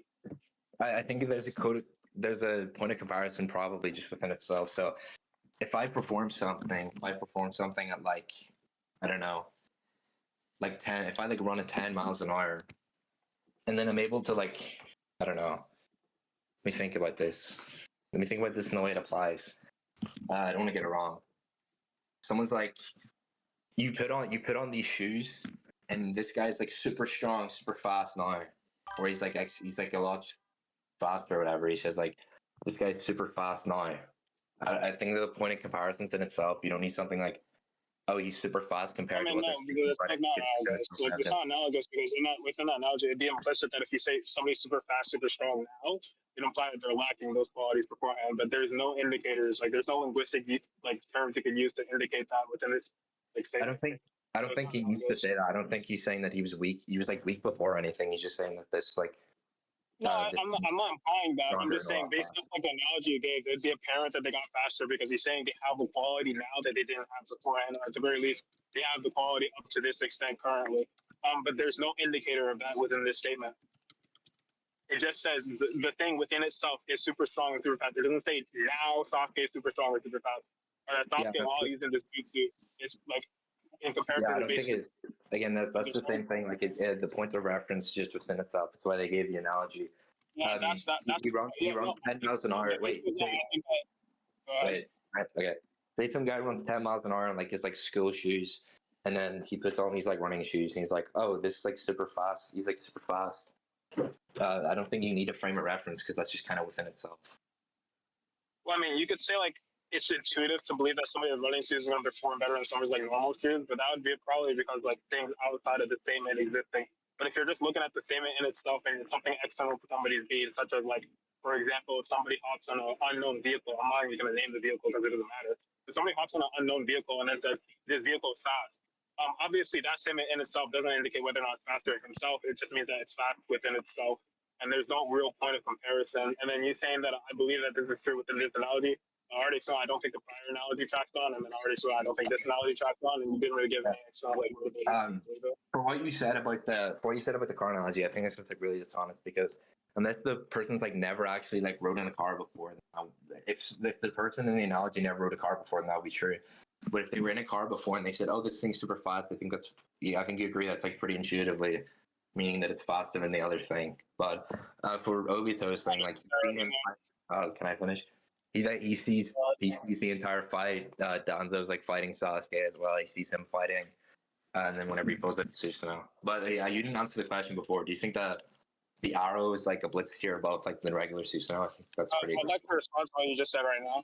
So what you just said right now, we can talk about it later. So what you just said right now is that like basically because he only says this, like you kind of adapted it. Before you were like defending the analogy, so like, oh, it's like only intuitive, so like, and now you kind of like changed it. We're no longer saying this is implied by virtue of the we're no longer saying this is implied by virtue of the fact that he says it's super strong or super fast within itself. We're saying that it's implied by virtue of the fact that he says it's super strong or super fast at this point chronologically within the fight, rather than like making this distinction prior. Because he said somebody says like, oh, this is super strong, super fast, and he says that currently, and Sasuke undergoes some change, then it's probable that change is like indicative or warrants that quality, and like whatever Sasuke did prior did not warrant that quality. And obviously it doesn't follow because you have to prove that Obito's willing to describe everything he sees within a fight, rather than him simply adding these qualities to Susanoo in a context where it's already narratively relevant to comment on the Susanoo. Yeah, I think the last point is pretty relevant because if it's already, even if it's narratively like relevant to comment on the Susanoo, that's not like me to excuse my point. That's still like encompassing in it. But what you said about the analogy, okay, I didn't cut you off. I didn't cut you off. For what you said about the analogy, I don't know what you're speaking about. Like I defended the analogy right before you gave your response, but for why I brought up the Danzo thing, I still think that statement like it's like self-indulgent or whatever the word is.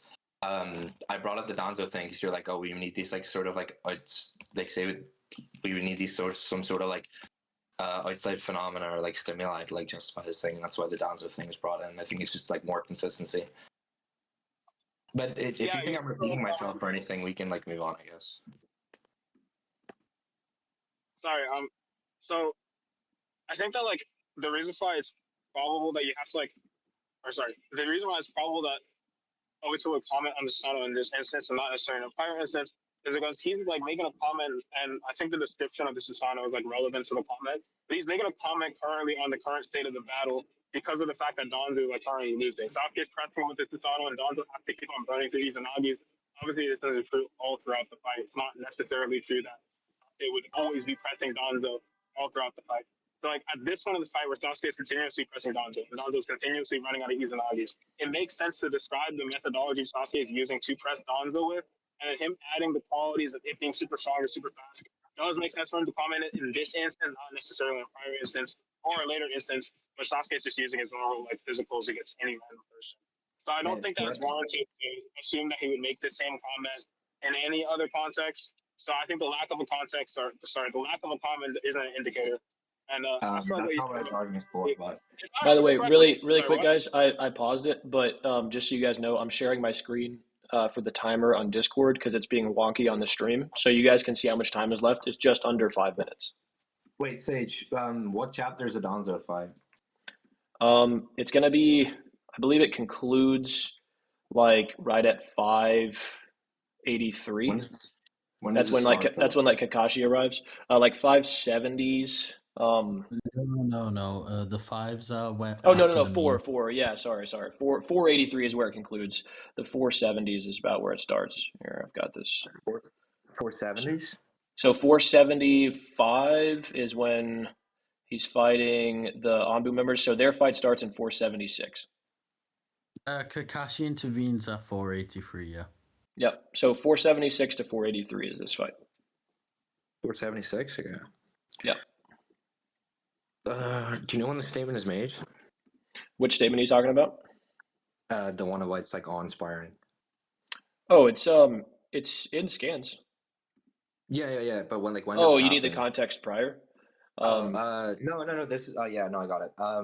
So yeah, Azika, I think your point just kind of like gets defeated by the actual like chronological events. Like whenever you speak, like I know from like priors as well, that like you speak very vacuously, like this could be possible or whatever. But like what we actually see is this is like his first engagement with the Susanoo itself. This isn't like to do with like priors that he has with Sasuke and stuff.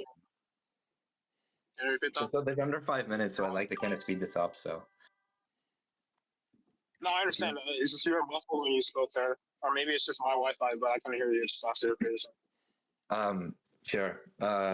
Yeah, I think you're just speaking like really vacuously. Like this would be the case if this thing. But what we actually see for the case of this is like his first engagement with the Susanoo.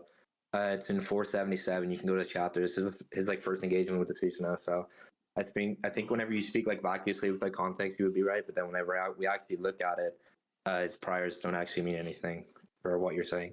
Yeah, I'd like to progress it more. So. You're referencing like the Danzo panel when you say this is his first like engagement with Susanoo, right? Yeah, that's what you were saying about when I started about like the chronological argument like was indexed into like the Obito statement. That's like the Danzo statement. I haven't gone around to respond to that yet. I wanted to respond to the Obito statement first. Like for the Danzo statement, him saying the attack strength is awe-inspiring. Again, I don't know like what like interactions or like whenever like Danzo has already interacted with base Sasuke up to this point, you could like show any like interaction you think would be indicative of Danzo having a gauge of base Sasuke strength. But again, I don't think it's like a point of comparison here. Obviously, if Danzo does have a good gauge of Sasuke's strength and he doesn't make a comment such as it's awe-inspiring, I do think that would be indicative of this having better strength. I mean, he was present during the Kage Summit, so I think you show that. You probably have a decent one. He's present during the Kage Summit. He probably knows how strong the Kage are. He's present during this. What'd you say? Is he watching the fight? Doesn't he run away? I don't think he runs away until after like the pillars and stuff. But prior I don't really want to get hung. I don't really want to get hung over this like one point until I like. I mean, we could drop the statement. I think that's something that's necessary for you to prove the statement. If he's just saying it's awe-inspiring, but he doesn't have strong base Sasuke is, and obviously it's not indicative of it being above base Sasuke. It has standalone strength is awe-inspiring. Yeah, sure. He's prior to Sasuke reacting to him grabbing. Okay, he's prior to Sasuke reacting to him grabbing. So yeah, we can move on now, so I can actually connect this. So. No, wait, but there's only with the Susanoo. I asked for like base Sasuke. I don't think that would like be relevant, but it's relevant because if it's not base Sasuke, then the comparison wouldn't be it's awe-inspiring now in comparison to base Sasuke, who already know like how fast and strong he is, and that wasn't awe-inspiring. Obviously, it would just be as a standing saying the Susanoo is awe-inspiring. Okay, I already said this is like a whole like narrative encompassing thing instead of like the narratives you contest. I know you contest. I know you contest.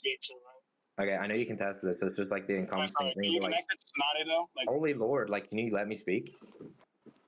you said you don't want to talk about it. Yeah, I'm gonna say this thing because like I think it's kind of gone muddled, but the Donzo thing was brought up for for like the response to your analogy saying that those would need like friars in the monk or whatever, but we can move on. Yeah, you've got less than a minute left on the timer. I'll give like for both of you, if it runs like this, like I did last time, I'll give you a little bit extra time, but we got to try to speed through this. Yeah, of course. Yeah, would you agree he's able to outspeed the Raikage in this distance? What instance? I'm not looking at it. What? Show me. You know the elbow vault. When he does the elbow vault, Sasuke dodges it, hits him Yeah, with I don't Chidori. think that's outspeed. No, Well, I think it's blatantly an outspeed. They were trying to clash with each he other, slipped his and guard. okay, holy lord. They try to dash. They're dashing at each other. The Raikage is trying to hit him. By the time Sasuke is able to duck under him and throw his Chidori, like the Raikage is not able to react. So I don't know what you mean by drop his guard. He was able to slip his guard. It's not like he dropped his guard. He was in the middle of fighting him. Yes, I never said that. So I did say. Yeah, he's able to go on. He's able to slip under his guard and attack him. By the time the Raikage is like done his attack, so I think he's able to perform like more movements in the time the Raikage is, and the Raikage is not able to like react to him. So. Okay, so that's all I said. So what I did say is that he ducked his guard. So like, flip and duck are like synonyms, or I guess they're synonyms in this case because they mean the same thing. But Sure, able to duck his guard. yeah. So like the reason why it does matter, like it being him ducking his guard and not being an outspeed matters, is because people operate with like their physical force and momentum. If somebody is going towards like a certain like direction and they have to like do like a completely different maneuver in order to escape somebody else's like attack, and the other person needs to do like much more simpler maneuvers, and they like only need to travel a shorter distance in order to attack them. And of course, in the indicative of him scaling above X character, we see some boxing all the time. People slipping jabs and then going for counter punches, reason why counter punches are so effective. So I don't think that the movements Chicago would need to make in order to get out of this attack is equivalent to movements Sasuke needs to make in order to land the attack. I also don't think that even if that were true and the movements were equivalent, I still think Chicago would be being carried through with his momentum. So we still have to finish. You still have to exert energy in order to stop the velocity of his entire movement. So I don't think it's indicative of outspeed at all. Holy Rumble, but sure. What were you saying about counter punches? You can. I'm gonna give you 45 more seconds, brother. Yeah, you can counter punches, whatever. By the look of his elbow, he could have literally just put his arm down to grab Sasuke.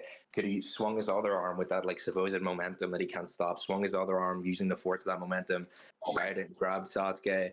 Could have moved his body in any sort of instance, dodged to the side or something. Used that went into dodge to the side, but yeah. So I think it's just a blatant outspeed, but I really want to connect this, so.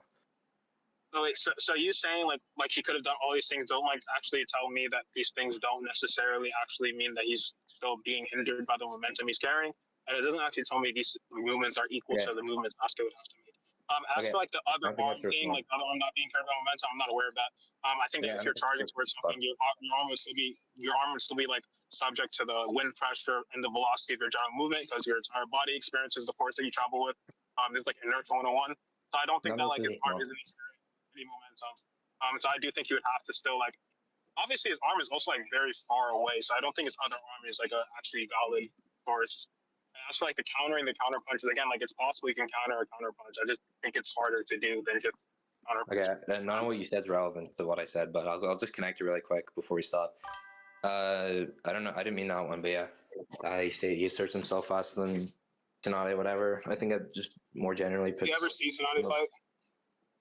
I think it's more likely, or else he would not be able to make the same. But let's just to wrap it all up. I think it's more likely that. I mean, no, he can go off like we know like a common thing in the Naruto verse is people going off like the lore and other things like assert things and like the verse. Like this is what people do with the third Hokage all the time. Kabuto states like we knew it would be a tough challenge with his reputation as the strongest of the five principal Hokages. So of course, like you can actually use somebody's like reputation as a gauge or like basis to make statements. I don't think he has to have a good or accurate basis in order to make a statement. I don't think it's implicative because he made a statement. Okay. All this is just engaging with your beliefs. You're like, oh, I don't believe he needs to do this thing. But whatever. Whenever Kabuto states this, he's like, oh, by this. Just now. Yeah. Like, if only you would let me speak, this would be fun. But whenever he actually states these things, he's like, "Oh, by their reputation." So they gave like an indicator whenever they're speaking out of reputation. I think this is probably just like a Chekhov's gun type thing. He's trying to assert this thing. I think that's just like more coinciding with his narrative. He just gave like a kind of own defeater where whenever they talk about reputation, like I don't think, yeah, so I don't think it's like likelihood increasing that because somebody has like certain like linguistic tellers or like maybe some like sort of like preferences to say one thing in a certain way that it's going to pass on to everybody because obviously everybody has different speech patterns. Somebody can that's like the be only more example blunt you in the gave. way they speak. They don't necessarily. Sorry, people can have Okay. different speech patterns. People can be more blunt in how they speak. People can be more poetic. So this can all influence whether or not they're actually going to say like, oh, this is based off of rumors or like this is just what I believe to be true. I'm not going to justify why I believe it to be true. He also doesn't state that this is based off of feats either. Like he just says like I think I'm the fastest. He doesn't say whether or not I saw her fight. I think I'm the fastest. So I don't think it's necessary for them to say that this is based off of rumors. The same way that you don't think it's necessary for them to say that this is based off of like speed or anything else. And even without the Obito example, my response would still stand alone. Okay, I'm gonna give a quick response because like this like rambling did like it's like rambling to like run out of time is like really stupid. But Yeah, we're almost to 25 minutes on this, so I'm gonna give you like one more I'm just gonna minute give, to like, one tie all more this response. together and finish it, and then I'll let Z-Killer respond, and then we got to move on to his. But I'm trying to give grace because I know you're like at the end of this scaling, Chase. Yeah. Yeah, whatever you're saying, like people have like different linguistic patterns. Like I don't think that's like necessarily relevant to like anything we're saying. Like people can like say, "Oh, I believe this thing to be true," or they can just say this thing is true. I think it's just kind of like redundant to like whoever's like reading the story. If they're like asserting these things, they're giving like falsehoods or whatever to the characters. I think it's just kind of like redundant. This could be true in real life. Like I don't really care about Naruto whenever things are like kind of not supposed to be ambiguous in like terms of character statements. As I like said before, I don't think this is like needed as priors. You said this doesn't need to track on everyone. You only gave the example of Kabuto, which has this indicator present. So, sure. Do you want to move on to your scaling, or did you respond, or what? I think it's response to what you just said. So like again, like the Kabuto thing, as I said, like what I say is this doesn't. I don't need the Kabuto example. It still be sufficient to respond because like the factors I appeal to in order for this to be true, you didn't counteract. Like the factors of people having more blunt speech or different speech patterns, you didn't counteract. You made another argument, which is that it's more likely it's going to be true because it's redundant for the readers to read something that's like a falsehood within the verse and arc. But I don't think that's true. And it wouldn't be redundant. You'd more so be saying that it's not informative. I don't think every single statement has to be informative of a truth value, like towards like the actual universal truth. It could be informative to like a person's own beliefs, which builds characterization. But I don't think that it's like unnecessary, and I don't think that it has like accomplishes nothing. Now, it accomplishes like characterize their target as like a prideful person. So that's probably that's fine. I don't think a single thing said. Sure. I don't think you responded to a single thing. Everything I said, never responsive. Okay, Cool. sorry. Go ahead. All right, so we're moving on to Z-Killer. Yes, sir. All right, cool. Whenever you start, I'll start the timer. Give me like a few seconds because I'm walking into my house. Give me like a few seconds. You good? Literally like 40 seconds. Don't say that, bro. I have a timer right in front of me. Yo, don't do that.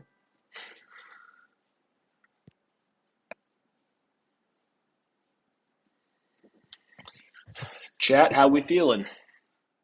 I feel like this has gone well. The event?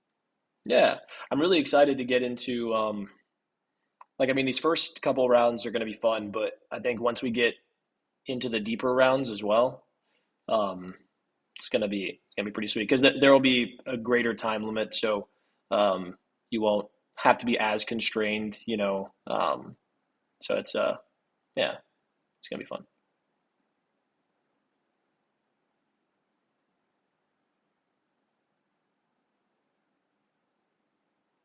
I'm gonna swap from my phone to my laptop. It'll only be like a few seconds. You're good, bro. Lucariel 2532 is my audio bad? I'm using just like my regular headphones. It didn't set my mic up, so maybe that's why. If it's theirs, okay, I thought so. If it's theirs, it could just be a volume thing. Because I have it like to where it's as loud as it can be, and for whatever reason, Streamlabs is. I appreciate you, bro. I think he's probably talking about Z-Killer because like I didn't really understand most of what he said, but got the general gist. Yeah. So Malevolent Sponge said, "Are you gonna do more debate tournaments in the future?" Yeah. So with this, basically the structure of this is we're doing like each round. So like we started with 16 contestants, so we're gonna have 4 rounds. So each round is gonna be each successive weekend throughout January, and then basically once we get done with this, we're gonna have a losers bracket so we can decide seeding.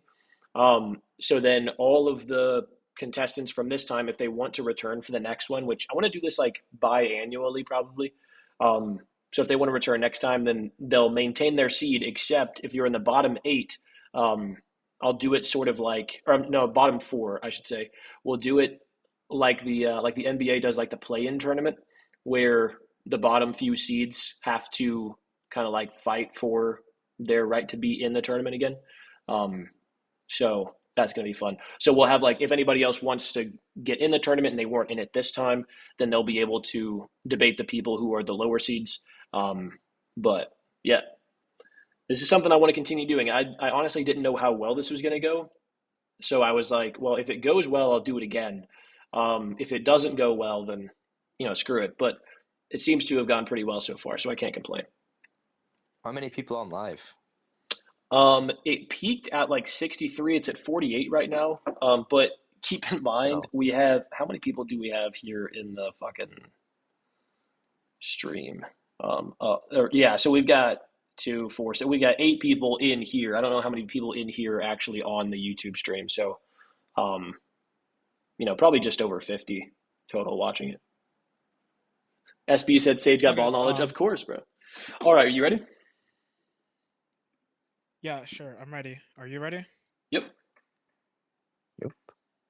All right. So the feat that I'm gonna be using to skull Tsunade is just her blitzing Madara. Are you aware of the feat? Do you want to any contentions?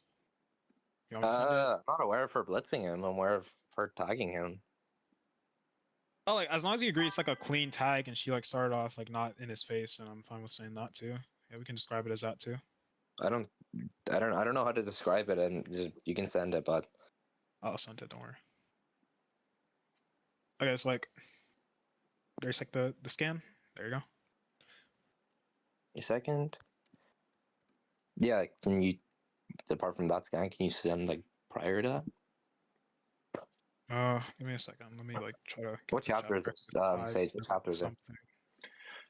This fight is super tricky because it's scattered all over the place. I think I can I'm track find it down relatively quickly. I think it's 540. No, it's 550. Nope. 562. 562 maybe. I think it's like 570. Yeah, this is like in the 570s, I think. Oh my lord. It's like yeah, because they cut back and forth. Yeah, they cut back and forth between. All right, this fight. I found the chapter. Yeah, it's 570. It's 577, and Cool. here's the prior panel. There's the panel before that panel. It's we see they're talking to each other. We see where they're standing in respective to Madara. Madara's looking at them. Then the next page, Tsunade punches him. Madara gets punched in half. Just the next page. So, any responses? I don't know if this is necessarily a what's it called? I don't know if this is necessarily a direct chronological thing, because we get talking in between, and then all we see is movement. So if you could have they could have been doing the same plan as before, the Raikage could have came up and pushed him or whatever. We don't know. The chronological orders are kind of cooked. I mean, so we actually do have quite a good gauge of what actually happened. So we see Tsunade is the closest to him. The Raikage is not even standing nearby him. The Raikage couldn't have helped in that aspect. The Mizukage specifically uses water style and lava style. There's no lava or water around her. They couldn't have used anything to help. As for Jinton, as well, Jinton causes environmental destruction. There's nothing environmentally destructed around Madara. Couldn't have helped. I think that all the indicators that you would expect from if all these people actually helped aren't present, it's most probable that Tsunade just tagged Madara. I agree there is some dialogue, but I wouldn't agree to this. I wouldn't agree to this for multiple reasons. So we actually see them in different positions, and you saying destructive things, I don't think that's a necessary thing. The Gara could have sound before, we don't actually see any of the battle apart from just the zoom in on Madara. So I don't think you can justify that the scenery around them is exactly the same or anything like that. But yeah, we see the Raikage is like directly like floating in the air. Mei's in a different position, and Gara already has sand. So Okay, so I never said it's necessary. I just say it's expected. As for like the Tsunade, as for them standing, I explained why. As for like them standing around, like again, I didn't say they didn't move at all. I just said like they're not close. Like Tsunade is yeah, close. so Physical fighter, like I understand if you want to say at least Anoki helped. That give me a second. okay. For what I'll say to this is that I'm being loads of them like back off and like hop in at different points of the fight. sister. I can't hear you. Can you not hear me? You Let not me know hear when him? you can hear me. I'll respond. Here, I'll pause this. Can you not hear him, Z-Killer? Can you hear me? Yeah, Oh, I don't he's know. he's deafened right now. We'll give him a second. This will actually give me time to put the scan on screen. That Okay, I'm back. Okay, sorry. Okay. Where are you saying, Calamity? Saying it's expected is like kind of basically the same as saying necessary, kind of. It's just kind of like flurry language for the same thing, but I don't remember you saying it. Different. Okay, I already, for your evidence, I think that you're trying to justify for it to be expected. I think I probably responded to that. So, I think you would agree. Like at different points in the fight, they're like hopping in and out, or they're like kind of standing back at different points. So, saying that they're not close to him isn't all like actually defeated because like at different points of the fight, they're like sitting like talking to Madara, or talking amongst each other or whatever. So. I mean, I don't know. Like at different points of the fight, they're talking to Madara, but it's not necessarily true that at different points of the fight, they're all helping and attacking Madara. Yeah, There's I want to points of get the a fight where response. Tsunade stands back and she heals people, and there's other points of the fight where like Anoki goes in, the Rikage goes in. So like, yeah, it's true. There's different points of the fight where Tsunade is not standing close to Madara, but we wouldn't assert that Tsunade is helping and attacking Madara in those instances because she's a physical fighter and she's nowhere near Madara. Okay, and then even if it were true, wait, sorry, let me add like another claim onto. Even if it were true. Sorry, go ahead. In the middle of a response, you just cut me off. Sure. Even if you agreed that they're standing back at different points in the fight, these people could have like hopped in, did whatever, like pushed Madara back and then ran back or whatever. Her jump at him and tag him. We don't know if you agree that they're tagging in at different points. They could have tagged in, pushed Madara towards him and then her tag him. We get like a basically like the same instance with Tsunade jumping at Madara, and she just fucking she gets like outsped by the Susanoo. So I think I'll probably sorry. So like that's like another point. Like, wait, can I please respond? Can I prior what you said? Dude, like I'm not even done. Sorry, you just made another point. Go ahead. No, sorry. I'm sending the scan. I'm gonna argue off the scan as well. Stated slower than the Raikage as well, and then wait, stop. That's another point. Okay, so like as for what you just said right now, like Lord. Sorry, that's what you just said right now. Like, it is expected like the Rikage as a physical fighter would be like close if he's engaging in physicality. Him jumping there and then jumping back isn't something that's expected because as we see all throughout the fight, when the Rikage goes to attack Madara personally, physically, he goes, attacks him, and then follows up, or he just stands next to like Tsunade standing posted. He never like retreats back in fear of like a Madara attack. He's pretty confident in his speed. He can react to everything, or at the very least, that's what he seems to think. So again, like I don't accept that interpretation. As for like the other thing you said, like again, I think it's possible. I don't think it's expected. There's a substantial difference between like expected and like necessary. So I think that what I already said like kind of stands. And then as for like Madara, saying that Tsunade is like slower, or, like other instances where Tsunade might jump at Madara and like him putting up like the rib cage, I think this is like also indicative of the fact that she probably blitzed him at other panel because he couldn't put up the rib cage. That's like another point. Like I don't think she has to be using the same speed here. Like I don't think Tsunade has to be operating at like a certain level of speed all the time. It's not like she has a chakra cloak, so I don't think she has to be using the same speed here. Okay. For what I'm saying, for this one, saying that he can attack or like run, like go back to Tsunade's side or whatever. He could have attacked him and Anoki.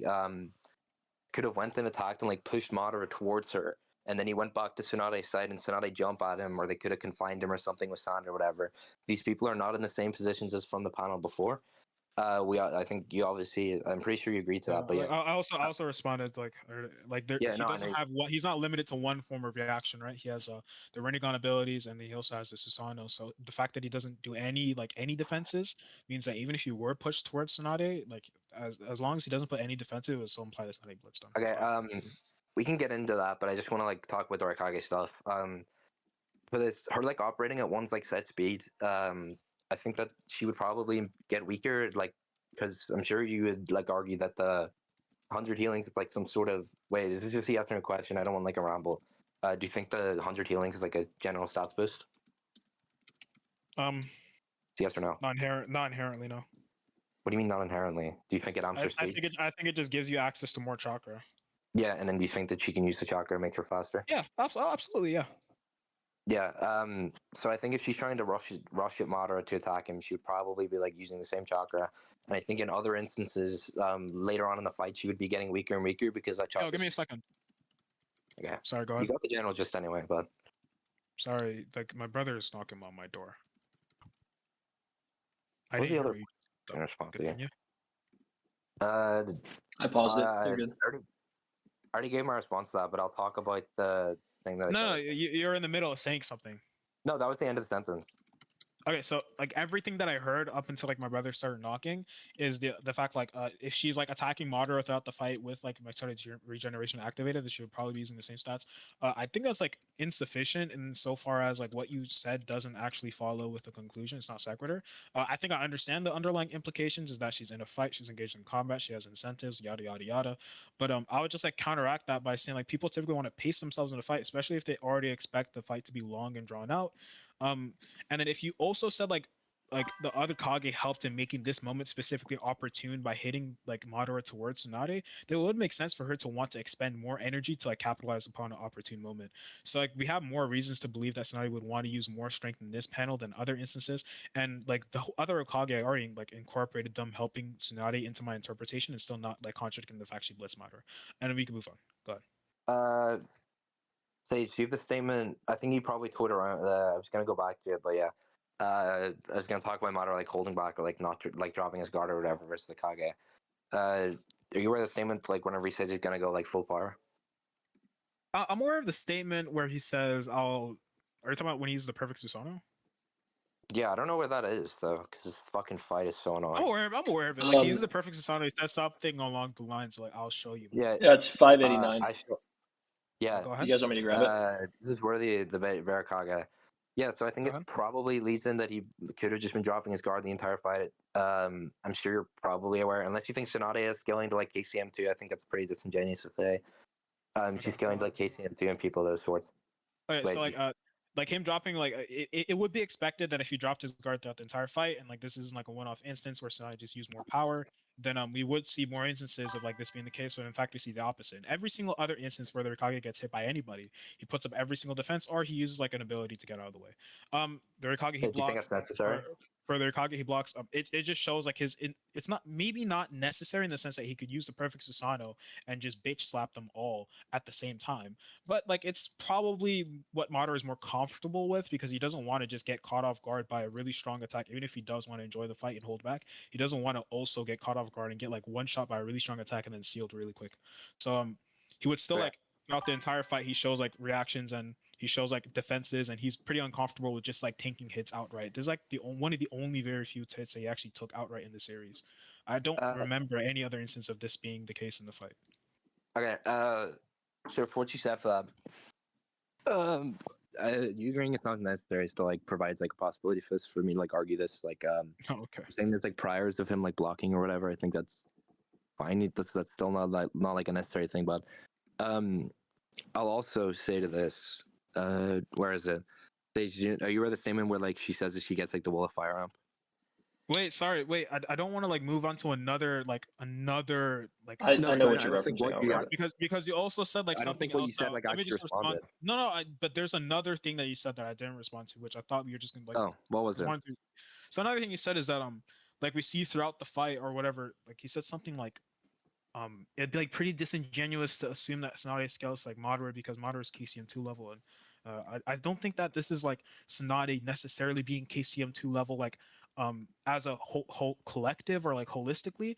If she's just using a lot of chakra, then it's not like she can box with KCM2 level characters for an extended period of time. That wasn't like an actual like solid point, but she's.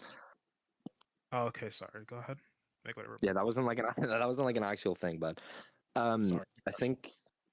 I think the only thing that I need to respond to before going on to the Tsunade Am point is that she could be using Ample Chakra to like get on this, whatever it's called, this like ample opportunity. I don't see a difference between Tsunade like right there in the panel that I sent compared to what you sent. She's trying to leap at him, trying to destroy Susanoo or whatever. I don't like necessarily see a difference between this. Like they're both trying to like achieve the same goal or whatever. But we can get into the Tsunade stuff. And like Being, them trying to achieve the same goal doesn't mean that it's like opportunistically equal in the sense like the goal is more likely to be accomplished in one do scene you than think the that other. matters? Why do you think that matters? Because I think that like if you want to like beat somebody and you know that you're operating on limited strength and stamina, then you're more likely to expend more strength and stamina when that like strength and stamina is Yeah, more that's what I'm likely to be more questioning. effective throughout the conclusion. That's what I'm Because like if they questioning. You're because just saying the general thesis is that Tsunade wants to win the fight, and then like by winning the fight she's going to utilize these abilities. If you want to utilize these abilities to win the fight, then it makes sense to want to use these abilities to be effective. this is You don't want to circular. I utilize asked these abilities. why. Like It's not I don't know circular. if you're like not It's a step understanding, but right. I'm asking you why, and you're just repeating yourself. Okay, sorry. Does it not follow, right, that an effective ability is more likely to win in a fight than an ineffective ability? I don't see how it's relevant. It's kind of embedded into like the. I don't see how this is relevant. Is it more effective, right, to capitalize upon somebody when their defenses are down versus when their defenses are up? Yes or no? I don't see a difference in like power output. That doesn't matter. I'm asking about incentives. Is it Okay, I just more don't like think this is relevant. opportunistically effective? You don't have to see a difference in power output. Like Yeah, I the don't argument think, and follows okay, I don't on need the to conclusion. respond to your questions if they're not like relevant. So. Okay, well, I'm just gonna make an analogy. I'm gonna make like a syllogism because you don't want to respond. You want to be cooperative. Okay, so No, basically, because like what you're saying is the just not idea is relevant. that sorry. So basically, the idea is that like people have incentives to win fights.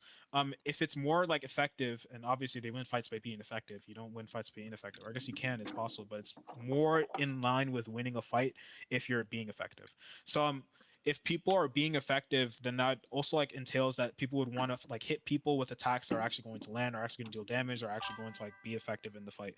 And I think that the probability of landing an attack that's going to land and like have all those qualities and properties of winning a fight is when they're going to be off guard, or when they're going to be in a disadvantageous situation and wanting to capitalize on that. We also see this in like other instances.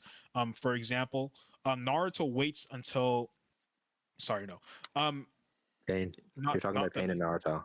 Yeah, basically, like, I think you're aware of like the instance where like Naruto's waiting for Pain to be separated so he can like teleport one of them to like the belly of the beast and then like attack him there. And like we also have the Jiraiya thing where he waits for them to be separated so he can engage in physical combat and like take one of them out. So like we see these instances where people like hold abilities specifically for when they're going to be effective, and like they single out people so their attacks can be more effective. And I think this is just an extension of that. Go ahead. Okay. I think holding abilities and like holding like an ability specifically and the stats is just kind of different. What you just said is like she would want to because she would want to. No, what you actually said is like it's that all of it is just like completely circular, but you never actually just you never actually justify the difference where he's leaping towards him to attack him would be in terms of two separate things, but you never actually responded. You said, oh, it's because it's more efficient, that means it's because of X then Y, and then I asked you why X and you're just like, oh, because of X. I elaborated. You said why X. You said why is it more efficient? I said because his guard is down, and then the other instance where she's leaping at him, his guard is specifically up. So okay. Even then, I would just say that she would probably want to put more power into it because her defenses are up. She'd want to break it, even if she would probably use less power because her defenses are not up. But wait, that's just that doesn't make it more opportune. So you could say she would want to expend energy in order to break it, but I could also say that she would want to expend energy in order to make Madara actually like stop walking around, etc., etc. Even I just want to clarify. Wait, I want to clarify. Even if like we go equal interp on like whether or not these two like the differences between these. Sorry, even if you want to go like equal interp, you're trying to point out inconsistency. If I can incorporate all the information you want into my hypothesis, then it would just be mine more likely because I'm not causing any inconsistency. Like I'm taking everything you're doing and we're going equal interp, but like you're trying to draw an inconsistency with prior showings, and I'm not assuming that. Yeah, I'm not assuming any of that, but yeah, how many times? Sorry, what? Say that again? I'm asking Sage how much time's left. So because I ended up giving you 25 minutes, I'm going to give him 25 as well. So he's got 9 minutes left. Sure. Yeah, we can go into mental nerfs now. I mean mental amps, yeah. I sent the scans. For being mental nerf. There's the heroes in one. I'm sure you're aware of like the wall of fire pumping you. Sorry, I was talking to my brother. I heard what you said about the will of fire amping you. What is that? What is that based off of? Go ahead. She ate her cheese, getting the Well of Fire, and then we know what the Well of Fire is empty. No, I don't disagree with her saying she has the Will of Fire, but can you show the Will of Fire amping you? Amping you? Yeah. Or could you just describe what the Will of Fire is, just to begin with? What is it? You want me to wait? You're asking me to describe the Well of Fire? Describe it for one, and then like justify it amping you. Sure. The Will of Fire is just whenever you gain the will to like protect your village or like your friends or whatever. And then in accordance to that, it makes you like stronger. Do we actually know that's the Will of Fire? Like, has it ever stated this is what the Will of Fire is? I think we can definitely draw a conclusion towards that. With Hiruzen stating that true strength is defending your village, and then he also says that is also what the Will of Fire is. True strength arises not from Hon Ninjutsu. I thought I had you in this. True strength when defending those precious to him or her. Let me spare.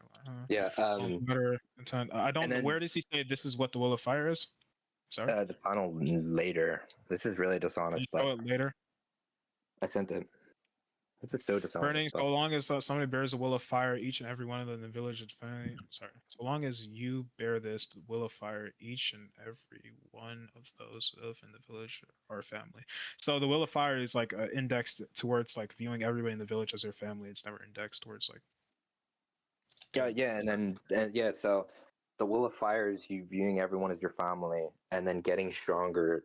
You get stronger to protect all of your family. The Will of Fire is just like defending everyone in your village. And I don't know. The latter half, I don't think is like interpreted off of this panel. I don't know where you're using to interpret the latter half. Yeah, it's pretty simple. So X does this thing, and then based off, it's just if X then Y, X then Y. But I know the syllogism. I'm just saying that the way you connect like the premises is like what I'm questioning. So you like P1 is like obviously that the Will of Fire. I'm not using like a syllogism type stuff, but what I'm saying for it is that the Will of Fire is the thing that makes you defend like all your friends and like village and whatever with your life, and then doing that makes you stronger.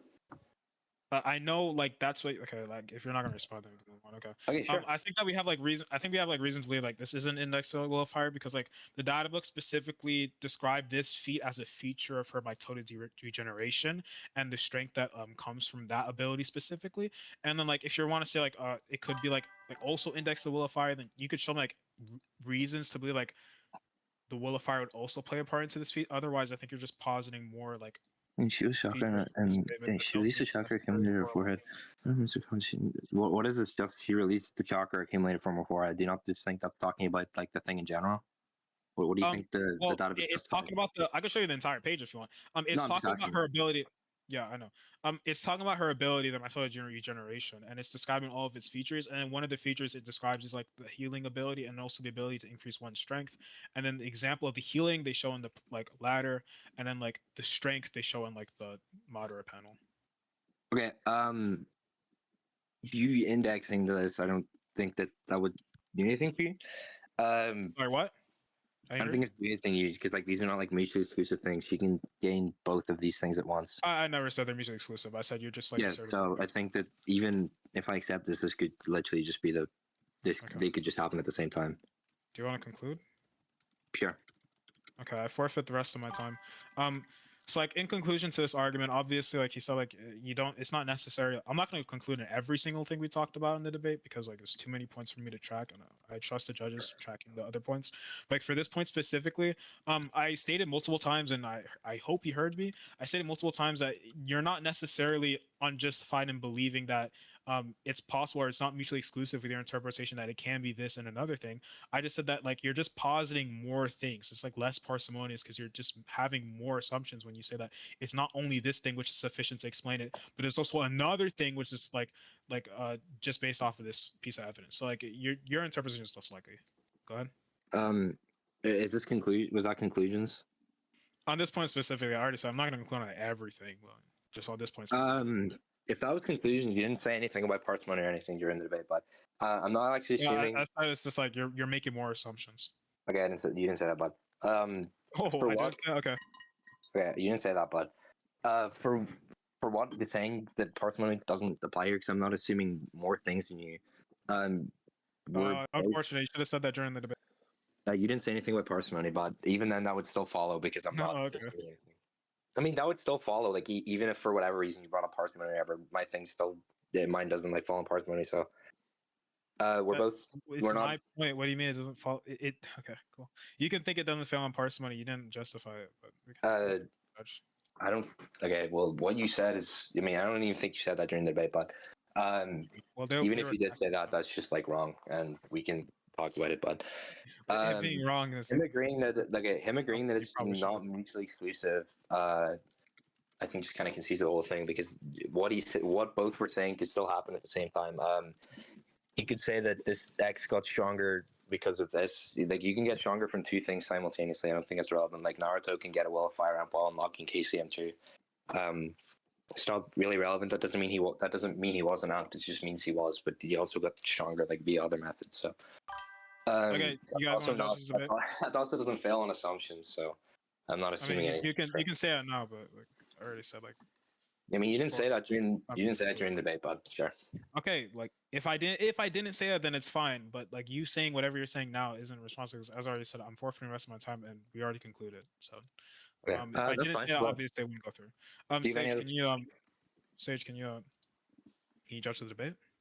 Yeah. So do you guys? Because I thought you said you guys were concluding on that particular point. Am I tripping? Yeah, he just said he wanted to conclude in the whole thing now.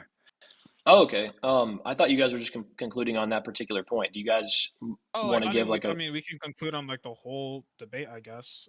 Yeah, yeah. So Sure. like to mirror your opening statement, I will ask that we don't say anything that we didn't say in the debate. And then, I mean, if one of you guys does give something in there that wasn't said in the debate, the judges will just exclude it. But yeah, whichever one of you guys wants to go first, you got 2.5 minutes. I just want a started. clarifying Go ahead. question. Well, he started, so I'll give him the courtesy. Sorry, go ahead. Ezekiel, when you say I concede the rest of my time, what do you mean by that? I meant like I'm done like talking. I just want the judges to give their judgment. And Okay, so if yeah, you're that would gonna be the end of request- the debate then. Yeah, that's So- basically the end of the debate. Yeah. So you If guys don't want to do conclude, conclusions then? If you want me to conclude, I'll I do can conclude, conclusions. but I prefer just like hearing the judgment. I don't really like doing conclusions. I'll anymore. conclude. Well, I so guess. okay, go. Well, if he's gonna So conclude, I'll conclude that. okay, cool. So go ahead, Calamity.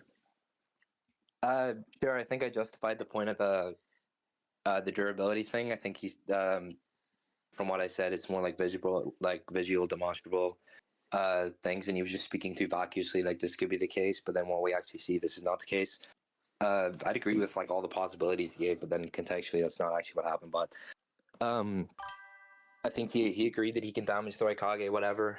So yeah, that would just lead to with the Raikage, like what's it called, being more durable. So I think he would just cut off her head. We talked about the Susanoo being more. We talked about the Obito statement and how it's like just you don't need like, oh, he's super duper fast compared to before. You don't need that thing. That's why I gave the analogy. And then the Danzo statement was like brought in with, he said that you need like priors or whatever in the manga for this thing to be like the case. And then that's why I brought up the Danzo thing as more of like a Chekhov's gun, which is like everything that's stated like will be like consistent or else it'll be redundant or whatever. You can Google it, but it was like a narrative thing where like this thing's like consistent or whatever. And then we talked about the Raikage asserting himself like above Tsunade, and then he said, "Oh, we people like Kabuto who does like says like by the reputation or whatever." I'm like, well, from what you gave me, there's like clear indications when they're talking about reputation. And then it was the same thing for Chekhov's gun. He's like, oh, where people can talk differently or whatever.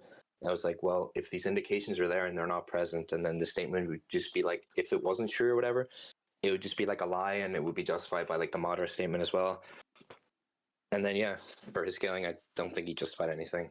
I think that the chronology of it just kind of like debunks it. And then the what's it called? The panel right before with her leaping at him. He just kind of like went circular and said that X is the case because of X. And then he just kind of went circular. But yeah, we talked about like mental amps. Making you faster, and he didn't like respond. The whole thing was like, if the will of fire makes you stronger, if the will of fire makes you view everyone as family or whatever, and then and then viewing everyone as family and trying to defend them makes you stronger, then the will of fire will amp you. It's a pretty simple inference, but yeah, I think you should go with that. And then for the thing about, I'll give you 10 more seconds. So it's at 2.5 minutes. Sure. The Hunter Ceiling's amping you. He agreed it's not mutually exclusive, so I think that my thing just goes through because she can get like amp on top of amp. Like it's not really relevant. Gotcha. All right, Z-Killer. Okay, so I don't want to conclude like all the Donzo thing like on his scaling. I'm just gonna hope that you guys were tracking that. Like I might give you like small reminders. Like for the Donzo thing, I said like it's like a character, it's like a self-referential statement, so he has to have a basis when he was making this statement, or else it's like not in comparison to anything else. I don't think he like efficiently established a comparison or a point of comparison, so it can't just be like a standalone statement that is super strong and super fast, not necessarily comparison to Sasuke himself.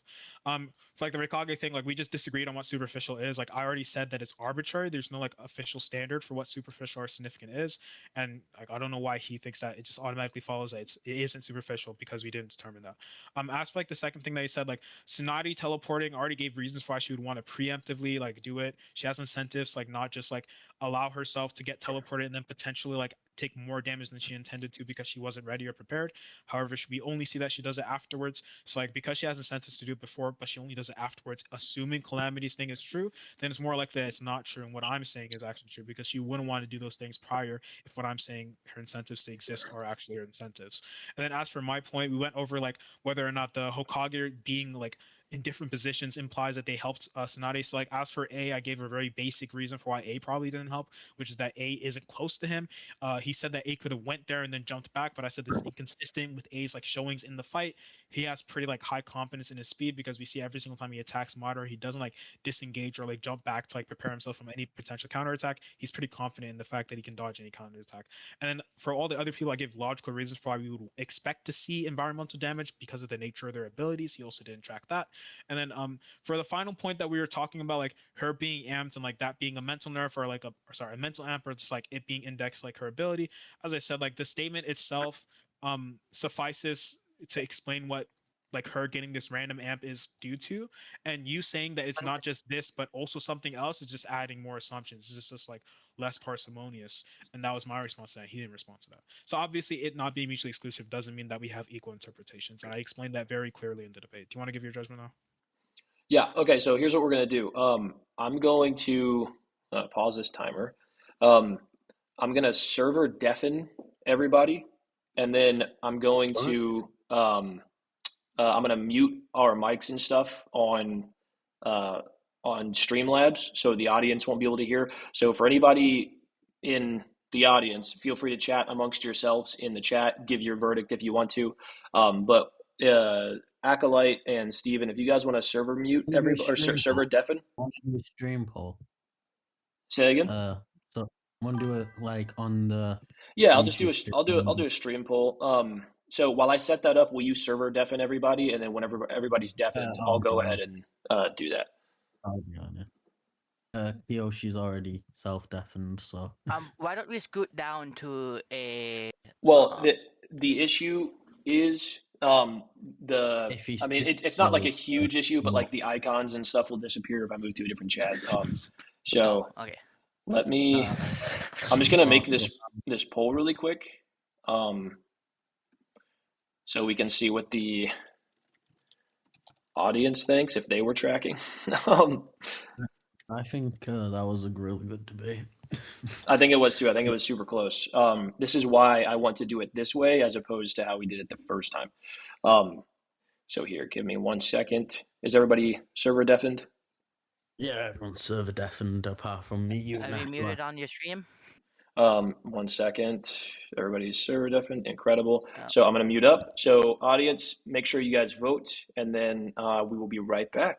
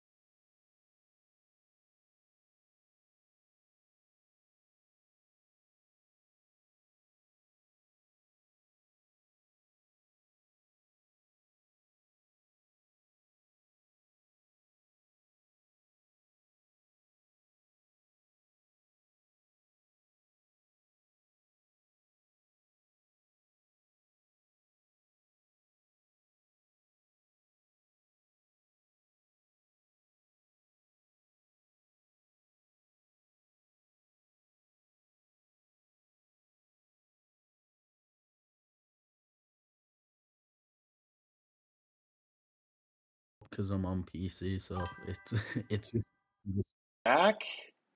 All right, so we'll do it the same way as last time. I'll let you guys go first, and then I'll give my verdict. The audience has given their verdict. That has not swayed our opinion. Can But you unmute us you on guys, your stream? yes, yeah, we were Okay, unmuted good, on the good. stream, yeah. okay. So Are we unmuted? Oh, yeah. Yeah, you guys are good. You're both unmuted now. So my verdict is that Calamity won because he's the only one who had connected scaling to the actual fight. To Z-Killer, even if he won some of his points, or even if he won his point, was still never connected this feat to Sasuke in any way. He never did a connected scale, so we never got like a scale to why this should bring Tsunade to win. And that's really all there is to it. Fewer Calamity's points went through, meaning that Sasuke, according to the debate, should have an advantage in the fight. That wasn't established for Tsunade. Acolyte? Okay. I think I was more convinced by Calamity's scalings than Steven was, but even if I wasn't, I would still agree with Steven in that as long as Calamity got some points through when it came to the affirmative side on Zekil's side, it not once said how this connects back to Sasuke versus Tsunade. Just maybe just assumed that we would think Madara is impressive, but that would be using external knowledge, like, oh, I think Madara is at this level, so that should be above Sasuke at that point. But he never said anything close to that during the debate. So to me, it would be unfair to give that to him. So I'm gonna vote for Calamity. Yeah, even the statement on KCM2 level for if this scale went through, without outside knowledge, we don't know what KCM2 level is. So there was nothing connecting it. Yeah, I'm in agreement as well for the exact same reasons. So the 1 point that, because I actually think that Z-Killer had more total points that went through, but again, it didn't connect back to the actual fight, because even if we assume that he got Tsunade to KCM2 level, which I believe that what was agreed upon in the debate was effectively like, I think Calamity said, well, if you're saying that, then that just means that like she would be KCM2 level, which is absurd. And then whenever we got to later on, whenever that point cleared, like that would establish that she's KCM2 level.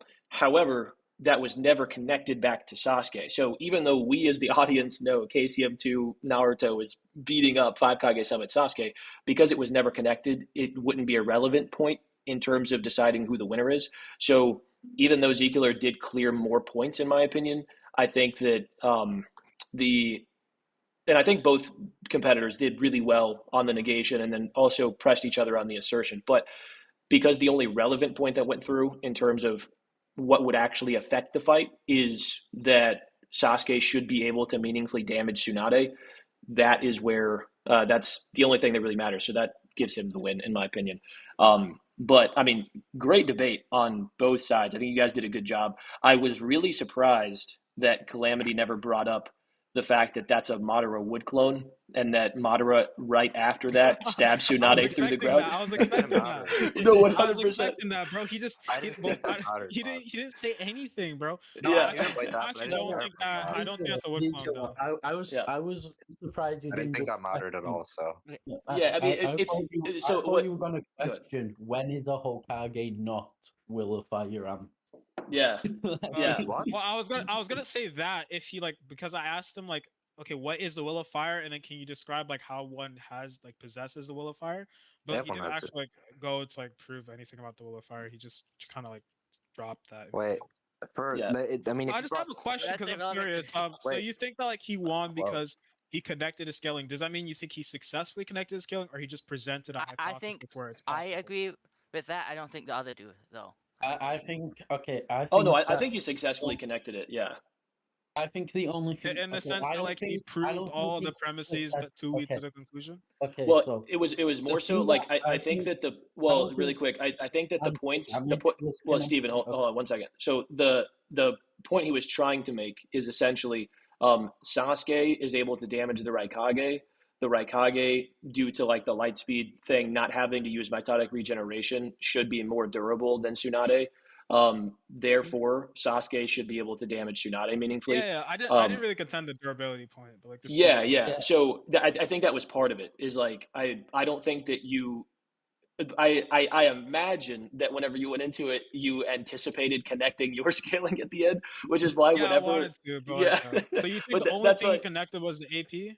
yeah, I Yeah. think like that, but the problem is like that's the only thing that went through in the debate that actually like connected to these characters. So like I said, I do think that you cleared more points. I think there were actually more points made in your side of the scale, but you cleared more points. But basically, what we got to is Tsunade is briefly KCM2 level, but then never connected KCM2 Naruto That's to five unfortunate. I Pegasus forgot to Sasuke. connect my scaling. Yeah, so Yeah, I think yeah. that was the biggest issue in my Crazy.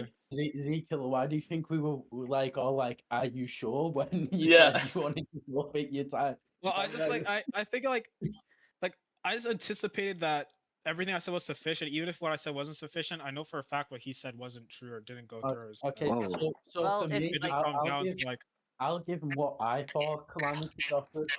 I got that. I agreed with. Well, I didn't agree with, but I thought the way that to the substantial point that Calamity didn't even prove that it would be substantial damage. It was just But damage, like yeah. any damage at all compared to someone who, like, for all we know, like without outside knowledge, for all we know, just scales to X character without connection to Y. It was like I can't even say that Ezekiel said that Tsunade could damage Sasuke, so I was like, oh, that is. that's It has to unfortunate. go I for forgot to him. do Yeah. that. That's like, bro, But- that's why whenever you were like, yeah, I forfeit the rest of my time, I was like, what is he doing? Yeah. So wait, am I tripping? Like both debates today, we had an affirmative side agree that their point is equal to the others, which Yeah. just gives the judges no Yeah. reason to decide on their affirmative. Yes. Yeah, both times. Oh. Yeah. But I mean, it was a good debate, and I will say, like, this is again, it's not something that the audience that we factored in, but as of now, whenever I looked at it earlier, it was directly 50-50. But I'm looking at it now, and it's 62-38 in Calamity's favor. I don't know if they're using the same rationalization that we are, or if some people voted after we gave our conclusions. But yeah, so I mean, I feel like I want to have faith in the listeners. I feel like maybe they saw the same thing that we did. But yeah, I mean, it was a really entertaining debate. I liked it a lot. I feel like the points were really solid, and you guys' argumentation was really good. It literally just came down to like one person showcased that their character has an advantage over the opponent's character, and the other person showcased that their character has scaling, but not necessarily that scaling connects to the opponent. So, Oh, a good debate, man. yeah, really good debate. I really enjoyed Can it. I But leave now? yeah, you Let's guys are good. go. Okay. But I'll update the bracket tonight. And by the way, Zekiller, so well, he's gone. I'll let him know. But we do have a losers bracket, so we'll basically seed well, I'll randomize those matchups for like the loser side of things so that people can, get their seating or whatever, and then we'll go from there. But yeah, I think it was a good debate. I feel like I really enjoyed it. I hope that the audience enjoyed it. But do you guys have anything else to add before we head out of here? I don't remember. I know Calamity bring up the Madras calling Tsunade strong, but did he ever bring up Madara calling Rakage fast? Yes, Yeah. Yeah, he yeah. brought up that. Okay, brought that would up also that, connect back to his scaling, right? Yep. Yeah. Yeah. No, he brought that up on the negation, but it would connect back to his scaling. Yeah. Yep. But Zekiller's argument against that was, I think it was that Tsunade doesn't have to be the same speed the entire fight. She Yeah. can be pacing herself. So Yeah, that was basically the gist of that. Yeah. Yeah, I think Calamity won the Sasuke outspeed in the Raikage point. Yeah. But wasn't. I think it was because it was rushed at the very end, but I wasn't I don't think he got through the Raikage being faster than Tsunade point, but that was like 2 minutes of their overall time that they had left. Yeah. So Yeah, I think if anyone reviews the Calamity segment, they'll come with some reason to like even like a modicum of a reason. I mean by some reason, like just a modicum of reason to put Sasuke over Tsunade. But just in the affirmative of Zeke, he did not do that at all. Yeah. well, yeah, it was disappointing when he said, "Oh, I forfeit the rest of my time," because I was like, "Bro, you've not connected the scaling yet." And You know what's kind of funny about It like was fun. this about the debates today? Like, because I had in my mind who I thought would win each one, just based on like conversations that I've had with people, and like what I've heard. And I've only ever heard one debate from Calamity, and it was a One Piece topic. So I'm not sure if he's like a One Piece guy. So I was like, I don't really know like what to No. think in regards to him. But I've had more conversations with Z Killer. So I was like, I don't really know how this one's gonna go. But I will say like Code like low key surprised me. I can't lie. Like I've had. Wait, did you expect me to lose? I did, Yes. bro. Yes, I did. Wow, that's Yeah. fucked up, dude. Well, it was Come so on. this is in part because the conversations you and I have had, I think a lot of the time, like because we're just having conversations and you're just kind of like spitballing about like you're like Obito wank, you know? I was like, oh my God, he's gonna bring some like crazy shit in here that he can't substantiate and then Trouble's gonna catch it. But you didn't do that. You stuck to stuff that I think was able to be substantiated and did a good job on that. And then like I've heard a couple of Troubles debates in the past, and so like I knew that if you did approach it that way, that he would catch it, and then he would be able to do he'd be like really strong on the negation. But you didn't go with crazy points, which was a good move. So yeah, I Bro, do I think literally said he blitz Madara. yeah, Yeah. I do. I Well, think a so big you factor. did that at the end, but that didn't even really matter because that was like with 2 minutes left, and then it like I mean, it didn't really matter to the end of it because he was like, "Well, I don't know if that happened. I don't think that happened." And then when we were getting the scans, the timer ran out. So that point didn't really matter. But for the stuff that actually did go through, like the Obito getting his hand closer to Minato than Minato gets his Rasengan to Obito, I think that was a really solid point. So yeah, well, and then also your point about Obito being nerfed never really went addressed. But then he did bring up Minato being nerfed, and then he didn't really address that either. So that kind of like stalemated there, so it didn't really matter. But yeah, I think I we went thought that was into interesting. it. I think we went into it. I probably could have argued that Minato was amped by the Will of Fire. To be honest, though, I think like Steven said earlier that like Hokage probably just have the Will of Fire all the time. I can't lie, unless they like have a mental nerf like there, like in the Heroes and Orochimaru fight. Yeah. Yeah. Yeah, I think a big factor for both debates today is that Code and Calamity were a lot more succinct than their opponents. Yeah. Yeah. Totally agree. But yeah, I mean that's it. I know we have I think we have 2 more scheduled for tomorrow. So we will be back again. And just for everybody listening, this is the first round. We have 2 more first round matchups tomorrow.